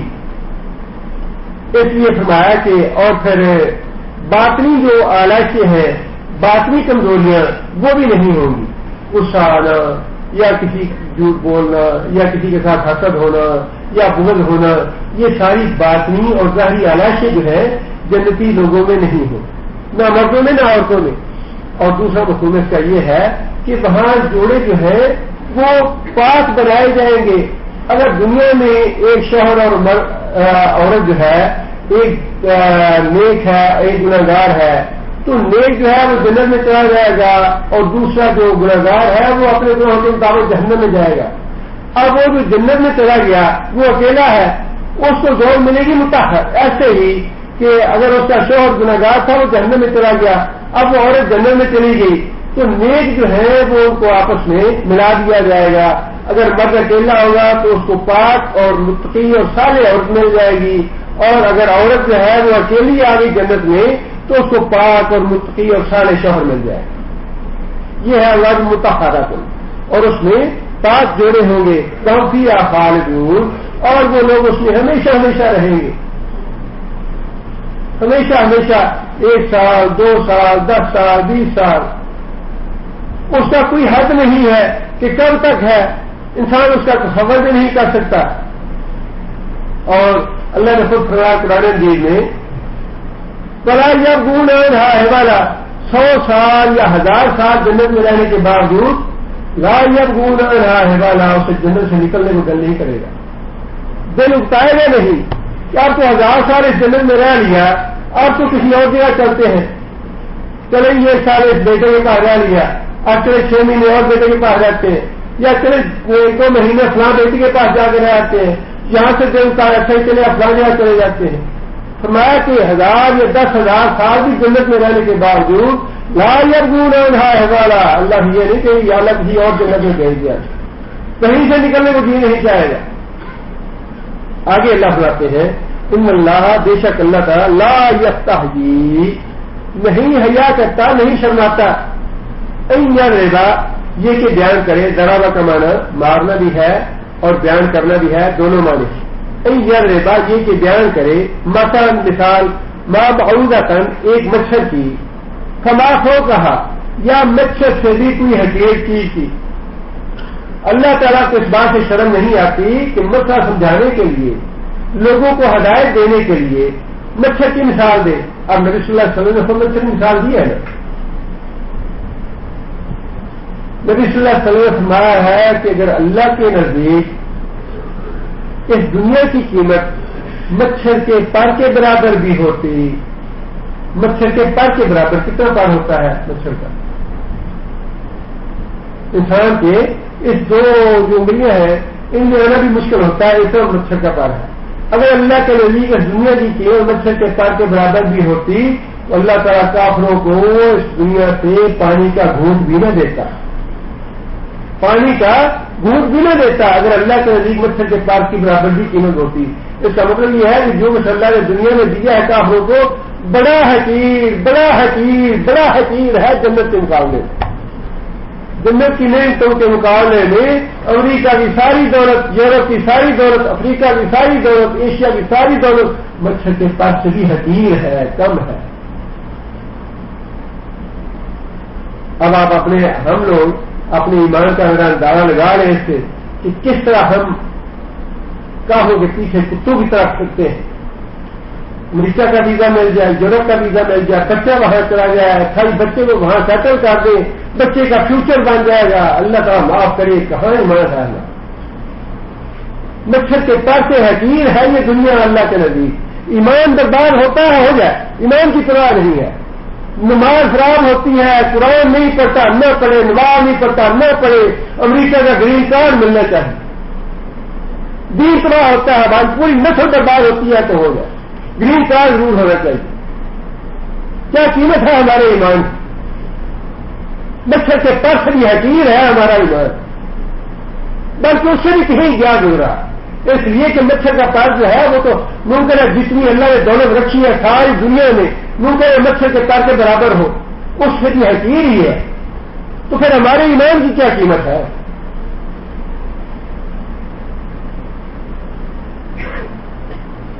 ہمیں یہ ماحول اچھا نہیں رہتا، یہ بڑا خوشک ماحول ہے، دکانیں بند ہو جاتی ہیں، بڑی تکلیف ہوتی ہے، یہ شرم اور حیا نہیں آتی کہ دنیا کا کون سا ملک ایسا ہے جہاں نماز پڑھنے کے باوجود یا آپ آدھا گھنٹہ مسجد میں رہے تو حکومت آپ کو تنخواہ دے، نماز پڑھنے کی تنخواہ دیتی ہے کوئی حکومت، قرآن پڑھنے کی تنخواہ دیتی ہے کوئی حکومت، آپ نماز پڑھنے کے لیے چلے جاتے ہیں، اور رمضان کا مہینہ تو اللہ تعالیٰ رحمت نازل کرے اس حکومت پہ، اور اللہ تعالیٰ قائم اور دائیں رکھے اور حفاظت کرے ان لوگوں کی، رمضان کا مہینہ کوئی پوچھتا نہیں ہے، آپ نماز پڑھنے کے لیے جاتے ہیں، قرآن پڑھتے رہتے ہیں، دفتر میں رہے قرآن پڑھے، مسجد میں رہے قرآن پڑھے، کوئی آپ کو کچھ نہیں پوچھے گا۔ کافی ملکوں میں جہاں اتنے لالچی ہو کے ہم جاتے ہیں، جہاں ان کے جوتے چار چار کے جاتے ہیں، اور جتنے بھی ہمارے وزیر اور مشیر اور گورنر سب کے برباد ہیں، ایمان برباد ہے، اسی لیے تو ایمان ہے نہیں۔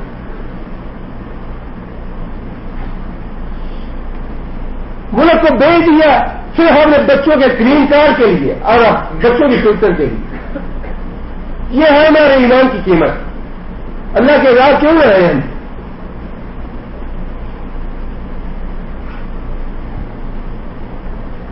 فرمایا کہ اللہ تعالیٰ کو پرواہ نہیں اس بات کی، اللہ کو شرم نہیں ہے اس بات سے کہ مچھر کی مثال دے کے تمہیں ہدایت دے، تمہیں سمجھائے، بلکہ اگر اس سے بھی چھوٹی سی مثال دینی پڑے تو اللہ تعالیٰ اس سے بھی حیا نہیں ہے، اللہ کو مطلوب تو تمہاری ہدایت ہے کہ تم سیدھے راستے پہ آ جاؤ۔ فَأَمَّا الَّذِينَ كَفَرُوا فَأَمَّا الَّذِينَ آمَنُوا، اب جب ایسی مثال اللہ دیتے ہیں، اللہ سناتے ہیں کہ جو لوگ ایمان لائے ہیں فَيَعْلَمُونَ، وہ جانتے ہیں أَنَّهُ الْحَقُّ، کہ جو مثال اللہ نے دی ہے یہ بالکل سچی ہے، بالکل درست ہے، اس سے بات واقعی ہماری سمجھ میں آتی ہے۔ اب نبی صلی اللہ علیہ وسلم نے جو مچھر کی مثال دی ہے اس سے دنیا کی حقیقت کا اندازہ تو ہوتا ہے کہ دنیا کی کتنی قیمت ہو سکتی ہے۔ ان الحق، یہ مثال بڑی ٹھیک ہے اور بڑی سچی ہے، من ربہم، ان کے رب کی طرف سے، وَأَمَّا الَّذِينَ كَفَرُوا، لیکن جو لوگ کافر ہوئے جنہوں نے انکار کیا ہدایت کی شرطیں قبول کرنے سے، فَيَقُولُونَ، وہ کہتے ہیں مَاذَا أَرَادَ اللَّهُ بِهَذَا مَثَلًا، ما یہاں پہ کون سا ہے؟ سوالیہ ہے۔ ماذا، کیا، اراد اللہ، اللہ نے ارادہ کیا، بہذا مثلا، ساتھ اس مثال کے، کہ اللہ ایسی مثالیں کیوں دے؟ یہ قرآن کو جھٹلانے والی بات ہے۔ جو کہتے تھے کہ یہ قرآن نبی صلی اللہ علیہ وسلم کا گھڑا ہوا ہے، ان کی دلیل یہ تھی کہ اس قرآن میں چھوٹی چھوٹی چیزوں کی مثالیں کیوں ہیں؟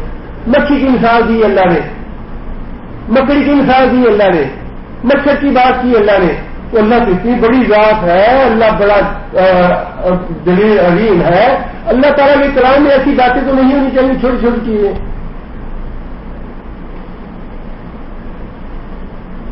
اللہ فرماتے ہیں یضل بہ کثیرا، یضل، وہ گمراہ کرتا ہے، کون گمراہ کرتا ہے؟ اللہ، بہ، ساتھ اس کے، کس کے ساتھ؟ ایسی مثالوں کے ساتھ، مثال کی طرف ہے، اللہ گمراہ کرتا ہے ایسی مثالوں کے ساتھ، کثیرن، بہت سے لوگوں کو، کثیر لوگوں کو اللہ تعالیٰ گمراہ کر دیتا ہے ایسی مثالوں کے ذریعے۔ اور ہمیں یہ پہلے ہم پڑھ چکے ہیں، وہ باتیں ذہن میں رکھیے کہ گمراہی کن کے مقدر میں ہے؟ جنہوں نے اللہ کی شرطیں قبول نہیں کی ہدایت والی۔ اللہ نے ہدایت والی بات جو ہے ابتدا میں اس لیے بتا دی، آئندہ ایسی آیتیں آئیں گی کہیں تمہیں غلط فہمی نہ ہو کہ اللہ نے گمراہ کر دیا۔ اللہ نے گمراہ نہیں کیا، بلکہ انہوں نے اللہ تعالیٰ کی شرطیں قبول کرنے سے انکار کیا، لہذا گمراہ ہوئے۔ یضل بہ کثیرا، بہت سے لوگوں کو اللہ تعالیٰ گمراہ کرتا ہے، ویہدی بہ کثیرا، اور ہدایت دیتا ہے انہی مثالوں کے ساتھ بہت سے لوگوں کو۔ اب اللہ تعالیٰ نے قرآن جی نے فرمایا کہ جہنم کے اوپر علیہ 19 کہ جہنم کے اوپر جو محافظ ہیں وہ کتنے ہیں؟ 19. اور جو ابو جہل اور دوسرے کافر تھے وہ کہا واہ واہ 19 ہے صرف. 19 کا مقابلہ تو بڑی آسانی سے کر لیں گے. 19 کی بات ہے. 2-4 کو میں پکڑوں گا, 2-4 کو فلاں پکڑے گا, 2-4 کو فلاں پکڑے گا, جنت سے نکل جائے گا, بھاگ جائے گا نکل. یہ ہے وہ جو رزق ہی کثیر ہے. اللہ ایسی باتیں سناتے ہیں قرآن جیز میں کہ جن کا انکار ہے, جو کافر ہے وہ ہنستے ہیں, استہزاء کرتے ہیں, مذاق اڑاتے ہیں. وہ اللہ نے فرمایا کہ یہ زیتون جو ہے یہ درخت کے اندر اگنے والا درخت ہے, درخت کے جہنم کے اندر اگنے والا درخت ہے. تو ہم لوگ کا اچھا جی واہ جی واہ, یہ جہنم کے اندر آگ ہے, آگ میں درخت اگتا ہے. یہ بھی کوئی بات ہے کرنے والی کہ جہنم میں آگ میں درخت اگے گا, مذاق اڑائے گا اس کا. اب یہی بات ہے, اللہ سناتے ہیں کہ جو کافر ہیں جن کے دلوں میں نفاق ہے وہ ہماری ان باتوں کا استہزاء کرتے ہیں, مذاق اڑاتے ہیں. اور جو مومن ہیں جو دل سے ایمان لائے ہیں وہ لوگ کہتے ہیں کہ اللہ الحق, جو بھی اللہ فرما دے, جو بھی اللہ کا رسول فرما دے وہی برحق ہے, وہی سچ ہے. اللہم انت الحق و قولک الحق و قولک الحق و نبیوں کا حق و محمد صلی اللہ علیہ وسلم حق. یا اللہ تیری ذات حق ہے, تیری بات حق ہے, تیرا وعدہ حق ہے. یا اللہ سارے کے سارے نبی حق ہے. یا اللہ محمد صلی اللہ علیہ وسلم پر حق ہے. اللہ الحق جو مومن ہے اس کا تو سیوا یہ ہے, اس کا ترجمہ یہ ہے کہ اللہ اللہ کا رسول جو کچھ فرما دے اپنی آنکھیں نیچی کر لے کہ ہاں یہی بات سچی ہے, میں جھوٹا ہوں.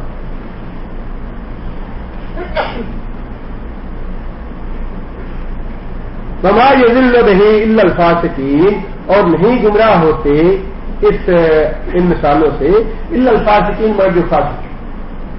فاسق کسے کہتے ہیں؟ دیکھیے دو اصطلاحیں ہیں. قرآن مجید میں اللہ تعالیٰ نے کافروں کو بھی فاسق کہا ہے, لیکن ہماری شریعت نے تو کہا کہ اس طرح میں جو آدمی کبیرہ گناہ کا مرتکب ہو وہ فاسق ہے, اور جو صغیرہ پہ اصرار کرے علماء کے نزدیک وہ بھی کبیرہ بن جاتا ہے. لہذا کبیرہ گناہ کا مرتکب جو ہے وہ تو فاسق ہے, اور جو اس کبیرہ گناہ کو اعلان کرے, دیدہ دلیری سے کرے اور اکڑ کے کرے, اس کو کہا کہ اسلام میں فاجر کہتے ہیں. یہ فاجر ہونا فاسق ہونے سے بھی ایک درجہ اوپر ہے. اللہ فرماتے ہیں کہ گمراہ اس سے فاسق ہوتے ہیں. اور آگے اللہ نے فرمایا فاسق کی اللہ تعالیٰ نے تعریف فرمائی ہے یا وضاحت فرمائی. الذین ینقضون عہد اللہ, وہ فاسق وہ ہیں ینقضون, نقض کا معنی اردو میں استعمال ہوتا ہے نقل عہد, عہد کو توڑنا. ینقضون جو توڑتے ہیں عہد اللہ, اللہ کے عہد.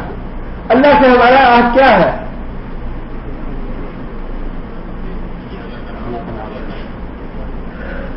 قرآن مجید میں اللہ تعالیٰ نے یہ بات ارشاد فرمائی ہے کہ عالم ارواح میں اللہ تعالیٰ نے ساری روحوں سے ایک وعدہ لیا تھا.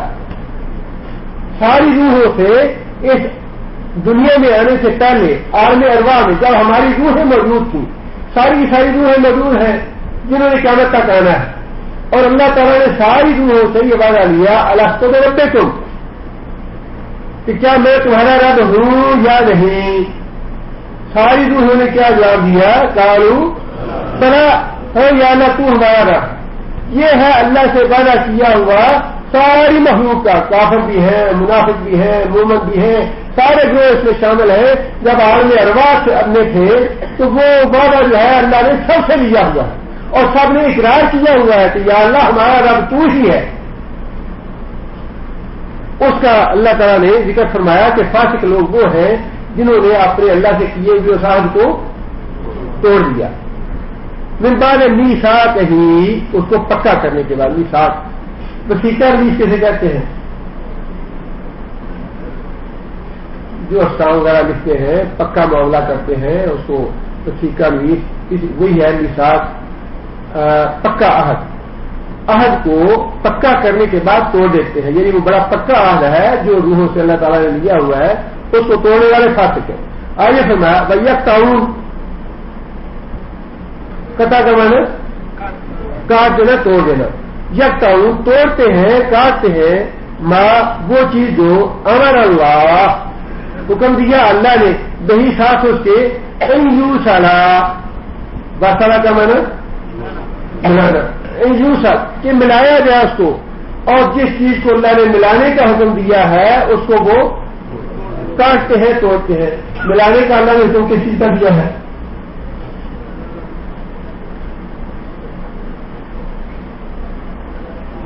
سلا ریمی کا سلا کا لفظ جو ہے اس میں موجود ہے سلا ریمی ریم کے تعلق کو ملانا. اس میں سب سے جو قریبی تعلق ہے وہ بنتا ہے ماں باپ کا بہن بھائی کا اس کے بعد جتنے بھی عزیز و اقارب ہیں اس کے بعد جیسے جیسے تعلقات ہیں اللہ فرماتے ہیں کہ فاسق وہ ہے جو ان تعلقات کو توڑ دے. ماں باپ کا حق ادا نہ کیا بیوی بچے کا حق ادا نہ کیا اپنے بہن بھائیوں کا حق ادا نہ کیا اپنے انسانوں کا حق ادا نہ کیا جن کے ساتھ لین دین ہے ان کے حق ادا نہ کیے یتیموں کا حق ادا نہ کیا بیواؤں کا حق ادا نہ کیا محتاجوں کا حق ادا نہ کیا یکتعون اور قطع کرتے ہیں توڑتے ہیں ان تعلقات کو ما امر اللہ بہ ان یوصل کہ ان کو ملایا جائے. حکم تو یہ ہے کہ جو تمہارے تعلقات ہیں جو حقوق متعین کیے ہیں وہ حقوق ادا کرو. ماں باپ کے حقوق ہیں بیوی بچوں کے حقوق ہیں بہن بھائیوں کے حقوق ہیں انہیں ملاؤ. اور جو ان کو کاٹتا ہے وہ دنیا میں بڑا فساد پھیلاتا ہے. فرمایا وہ یوگ سے دور سے لگ تو یوگ سے دور سے لگ یہ فاسق جو ہے ان کے قطع رحمی کے نتیجے میں کیا ہوتا ہے؟ اللہ سے بھی عہد توڑا. اللہ سے عہد توڑنے کے بعد جو بندوں کے حقوق تھے ان کو غصب کیا. اس کا نتیجہ کیا نکلا؟ یوگ سے دور سے لگ زمین میں فساد برپا کرتے ہیں زمین میں بگاڑ پیدا کرتے ہیں. آپ اپنے ماں باپ کے حقوق نہ ادا کریں تو کیا ہوگا؟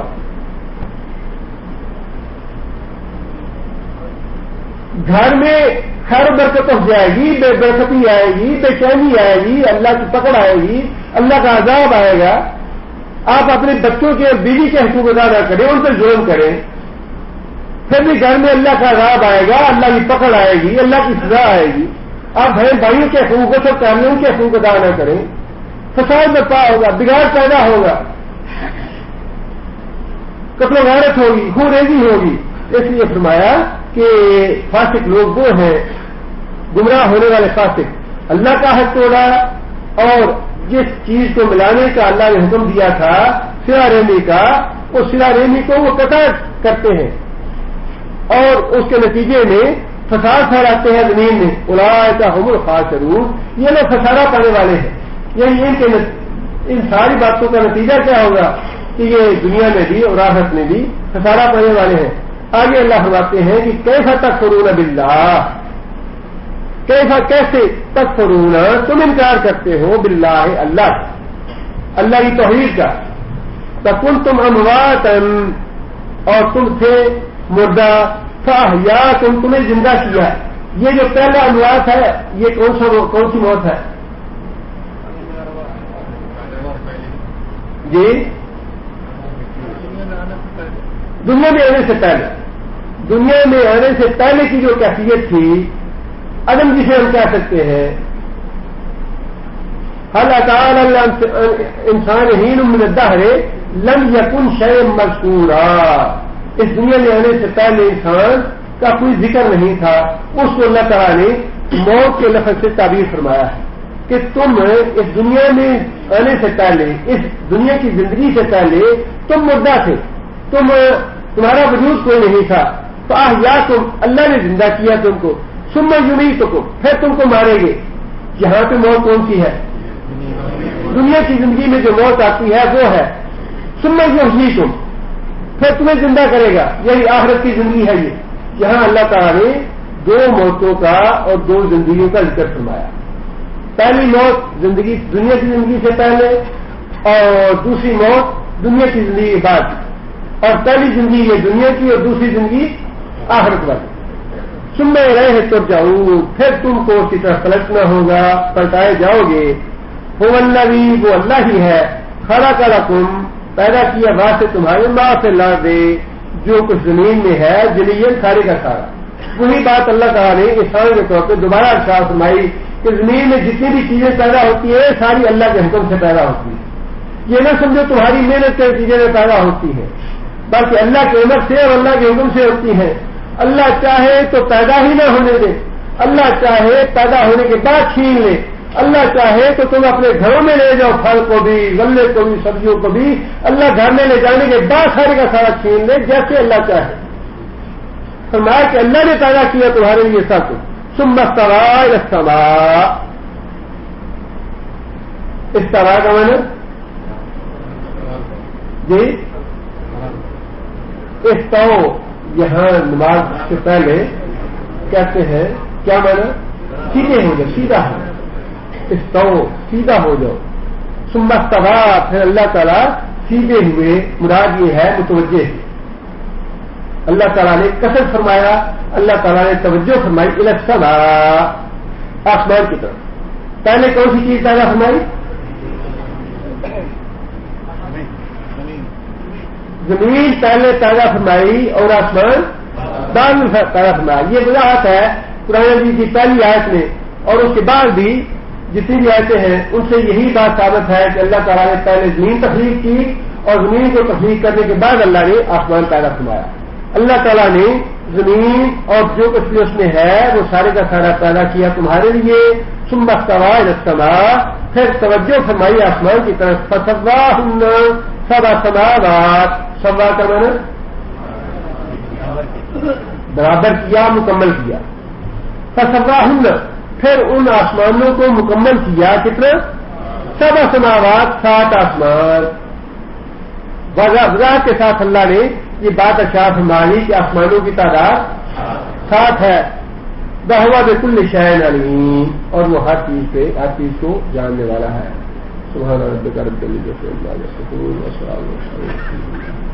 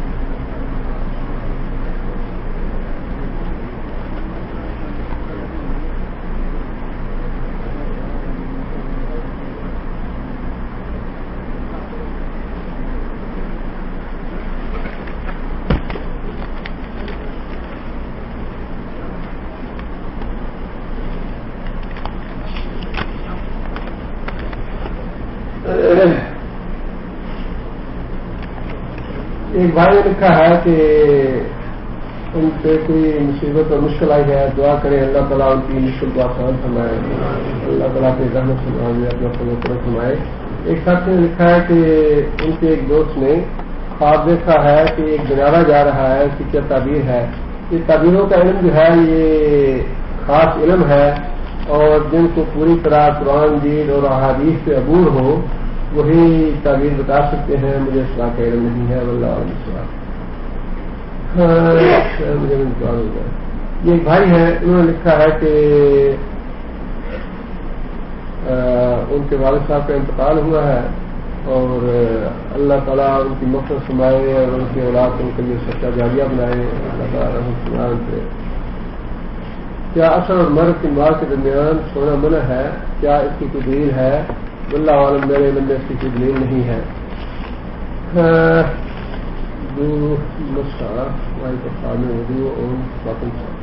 یہ جو کاٹن کی جرابیں ہیں ان پہ مسح کرنا جائز ہے یا نہیں؟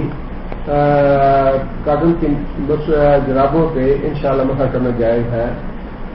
والدین کے بارے میں کیا رسپانسبلٹیز ہیں، اور اگر والدین کی اطاعت نہ کی جائے تو اس کی کیا پنشمنٹ ہے؟ یہ ویسے تو ظاہر الحمدللہ ذکر ہوتا رہتا ہے اس کا، لیکن نبی صلی اللہ علیہ وسلم نے بڑی ذات کے ساتھ یہ بات ارشاد فرمائی، اور بڑی عام ہے حدیث یہ کہ جنت ماں کے قدموں تلے ہے، اور باپ کے بارے میں یہ فرمایا کہ باپ تمہارا بہترین دروازہ ہے جنت کا، چاہو تو اسے باقی رکھو، چاہو تو اس کے گرا دو، جس کا مطلب یہ ہے کہ جنت کا راستہ جو ہے وہ ماں باپ کی رضا سے ہو کے گزرتا ہے۔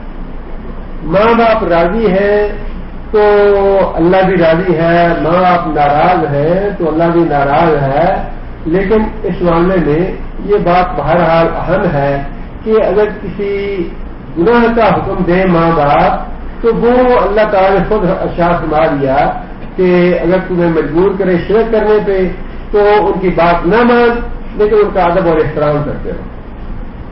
جس کا مطلب یہ ہے کہ خلاف شرع کسی بات پہ مجبور کرے تو اس کا انسان کو انکار کرنا چاہیے، لیکن ادب اور احترام کو محفوظ رکھنا چاہیے۔ اور باقی جو معاملات ہیں ان میں پھر وہی بات ہے جو اللہ کے رسول نے فرمائی کہ ماں کے قدموں کے نیچے جنت ہے، اور والد جو ہے وہ بہترین دروازہ ہے اولاد کے لیے جنت کا، چاہے تو اس کو باقی رکھے اور چاہے تو اس کو گرا دے۔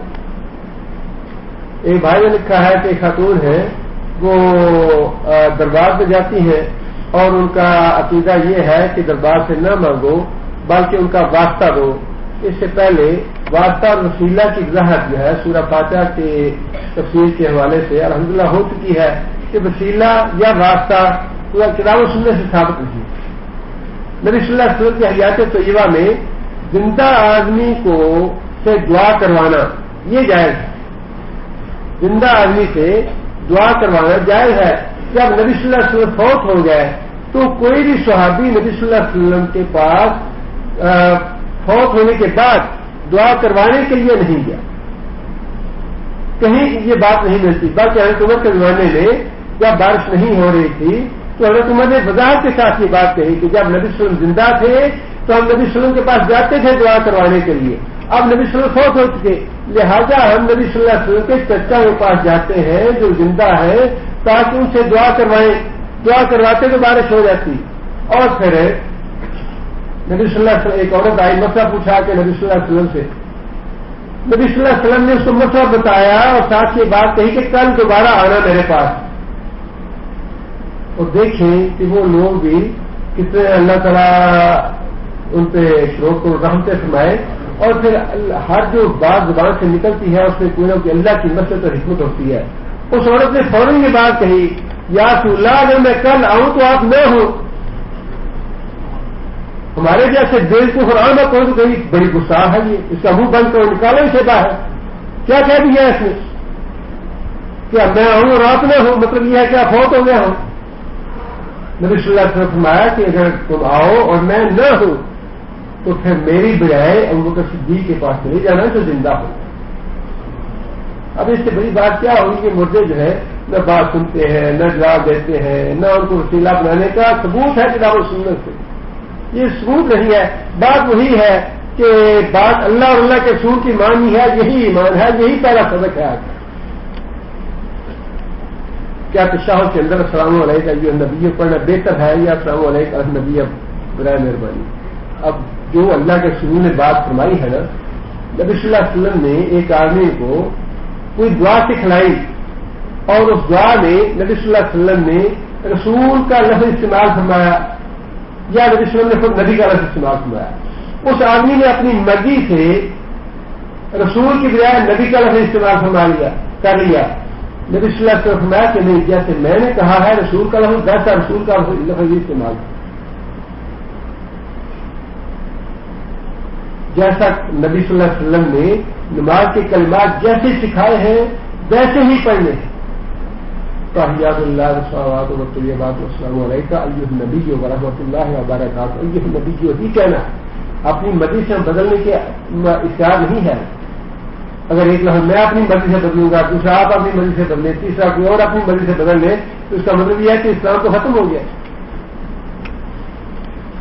اللہ تعالیٰ کے ہاں عبادت کا اور رسول اللہ صلی اللہ علیہ وسلم کے طریقہ کار کا کوئی معیار ہے یا جسے کوئی مرضی کر لے اس میں شرک نہ ہو. دیکھیں یہ تو بات ٹھیک ہے کہ شرک جو ہے وہ نہیں ہونا چاہیے، لیکن اس کے بعد بھی عمل صالحات کی شرط یہ ہے کہ اتباع سنت ہو اس میں، نبی صلی اللہ علیہ وسلم کے بتائے ہوئے طریقے سے ہو.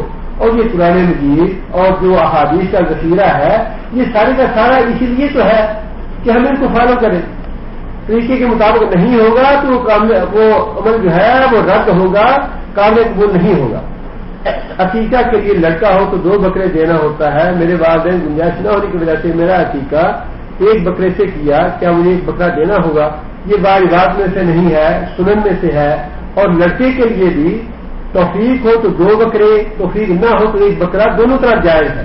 لہذا اگر اس بھائی کو اللہ نے توفیق دی ہے اور اپنی مرضی سے دینا چاہتے ہیں بکرا تو دے دے، اگر نہ دے تو وبال کوئی نہیں ہے، کوئی نقص نہیں ہے. عقیقہ الحمدللہ مکمل ہے، اس کا ثواب بھی انشاءاللہ مکمل ملے گا. اس لیے کہ والدین نے گنجائش نہ ہونے کی وجہ سے دوسرا نہیں دیا اور دوسرا دینا واجب بھی نہیں ہے. دونوں ثابت ہے، 1 بھی ثابت ہے، 2 بھی ثابت ہے انشاءاللہ. بچہ پیدا ہونے پر لڑکا ہو یا لڑکی ایک کام میں اذان دوسرے کام میں اقامت دیتے ہیں، کیا یہ عمل سننے سے ثابت ہے؟ دونوں کے لیے حدیثیں موجود ہے. اذان والی جو حدیث ہے وہ بالکل صحیح ہے، جو آدمی چاہے دونوں کاموں میں اذان دے تبھی درست ہے. اقامت والی حدیث اس ضعیف ہے، لیکن کیونکہ اس کے مقابلے میں اس کی تبدیل والی کوئی حدیث نہیں، لہٰذا اس پہ بھی علماء کا عمل ہے. لہذا ایک کان میں دائیں میں اذان دینا، بائیں میں اقامت کہنا، دونوں کے لیے انشاءاللہ حدیث کا ثبوت ہے.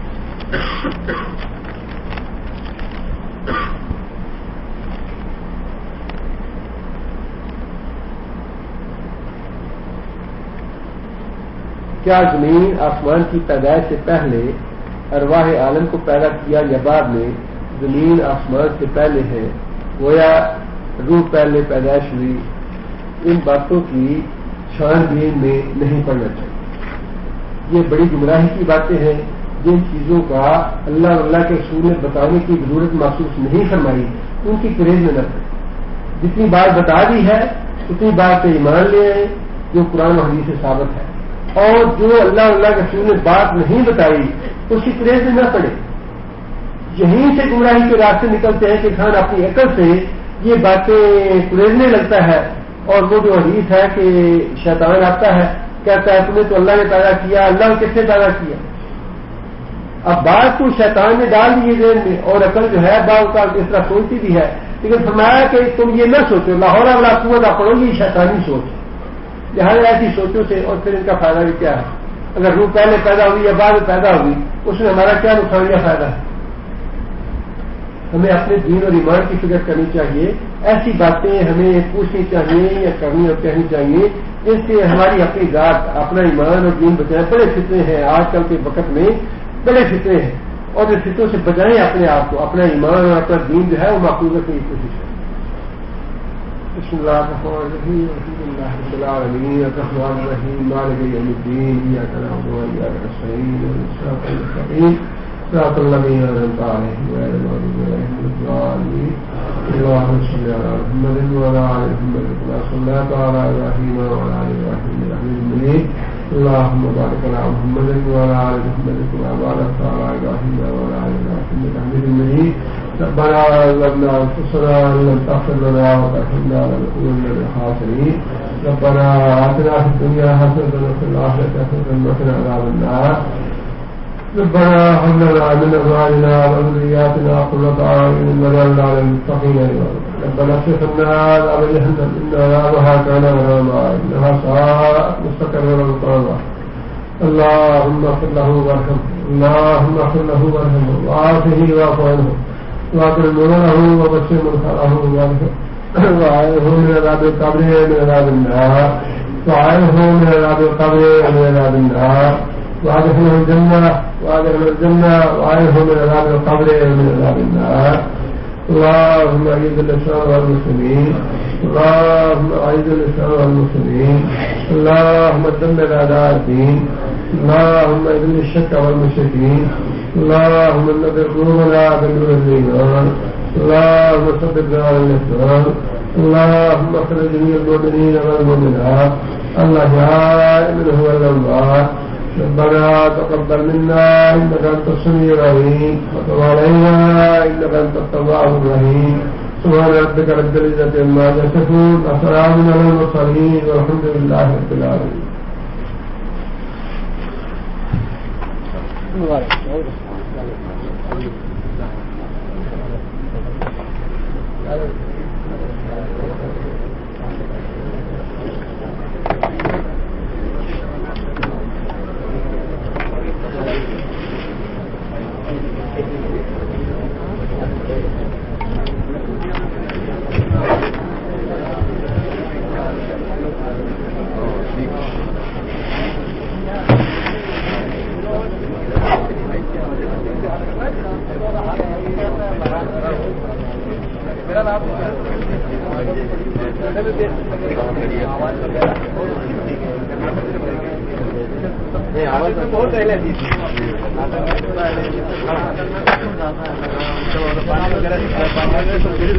بہت